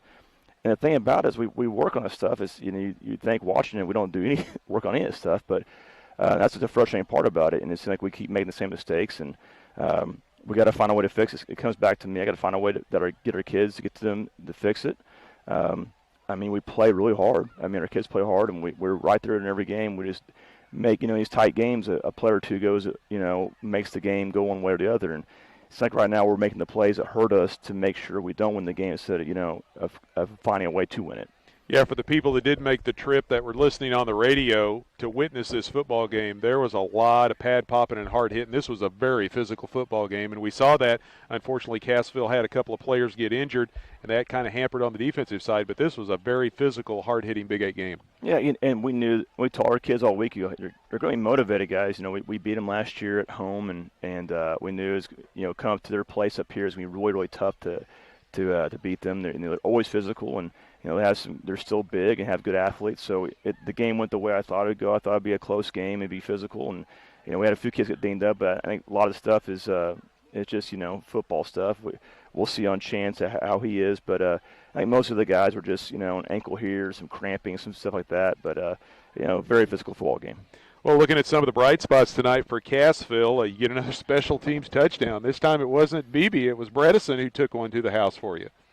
And that's been a huge strength of ours this year. We thought last year as a weakness of ours, a special team, so we put a huge emphasis on it this year. And we've had some big returns. We had 3 of them brought back this year, and it was Beebe the first few weeks, and then we put Mace out there because Colt needed a break, and he pops it. So then they began just squibbing and onside, and we were very close to not recovering. Our kids recovered them. I'm sure we'll see a lot. I think last year we saw a lot of pooch kicks and squibs, and we might see more of that as we go. We'll see, but I think our return game's been really, really solid for us. We block it very well, and we have some kids who can run it back. Yeah, Bredesen had a nice night receiving for you, too. 3 big catches for 60 yards. Roark with a couple of catches for nearly 80 yards and a touchdown. And Easton Hughes got some time on the offensive side tonight and scored 2 touchdowns for you. Easton's missed the first few weeks, and he played just defense last week, trying to get him back in the swing of things. And he went tonight, and he's a really good back for us. I'm glad to have him back. I thought he ran the ball very well. He adds a different dynamic to us back there. He's a good blocker as well, and it makes it easier for us to play him and Tristan back there, and they both play on defense, get them kind of a break and make them more fresh. And same thing with Mason Bryan and BB back there, running backs. We try to, we want to play 4 of them or 5 and keep them fresh, and hopefully it helps us out as the year goes on.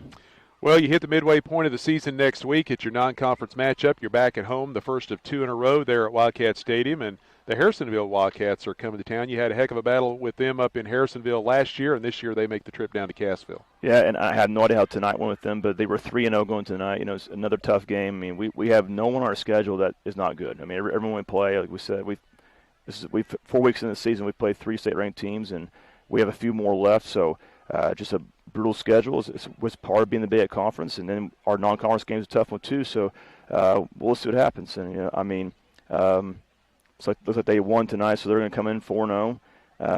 Possibly another state-ranked team. We'll see. They were getting votes this week, so they're a good ball club, well coached. Hopefully, we can find a way. We play better at home, it seems like, and so maybe we'll find a way to get a win there against Harrisonville. Well, we know you got a long trip back to Cassville, so we'll let you get out here and get your kids loaded up and go home. But, again, we appreciate your time here in the postgame. Have a safe trip back, and we'll look forward to catching up with you again next week. Thanks, Sammy.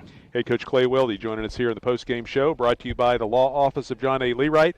They proudly support the Wildcats, and their professional personnel believe in your rights to a fair hearing and are representing you with the utmost expertise, integrity, and excellence. Phone 847-2177. We'll take another break. We've got our postgame awards to hand out and continue on with the Heritage Tractor postgame.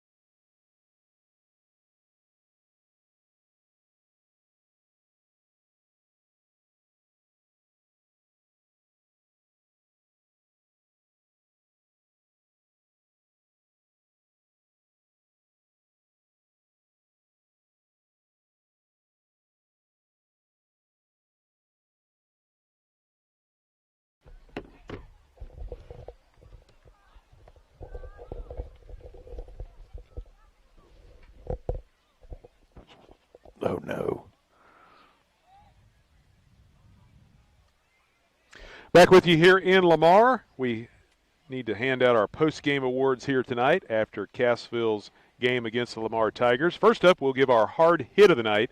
Our hard hit of the night is brought to you by Berry County Ready Mix. For any and all of your ready mix, stone, or aggregate needs, stop by Berry County Ready Mix at any of their convenient locations in Shell Knob, Cassville, or Eagle Rock.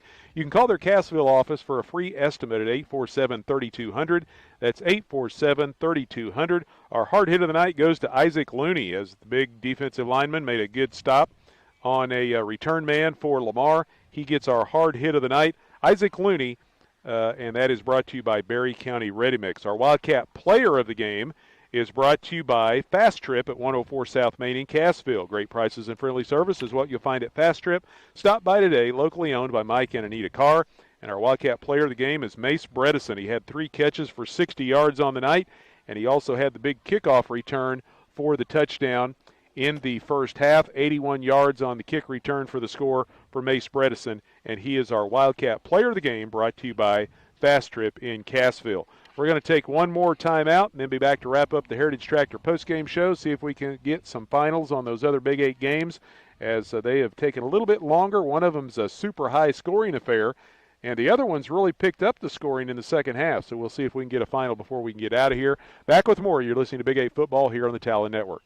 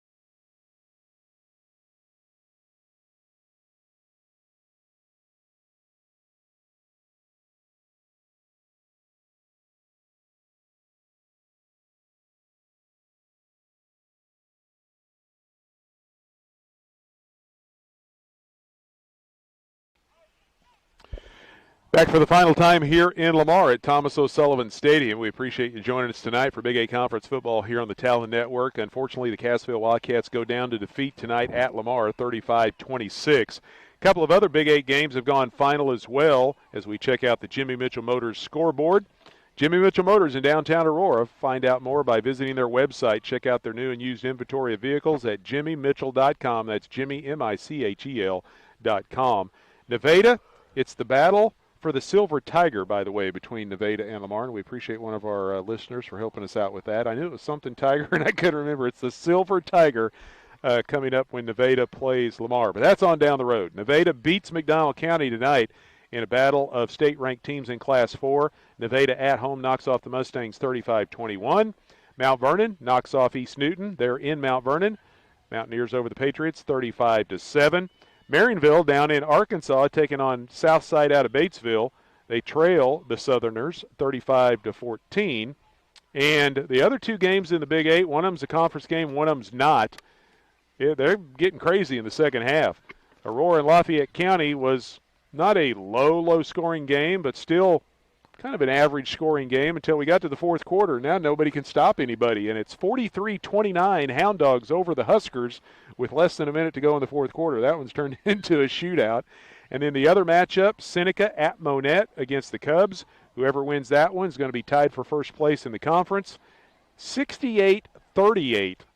Seneca over Monet, over 100 points up on the board between the Cubs and the Indians there in Burl Fowler tonight. Well, the Cubs have scored again. It's 68-44 Good now. grief. It's going to be what's going on? Can anybody stop anybody there in Monet?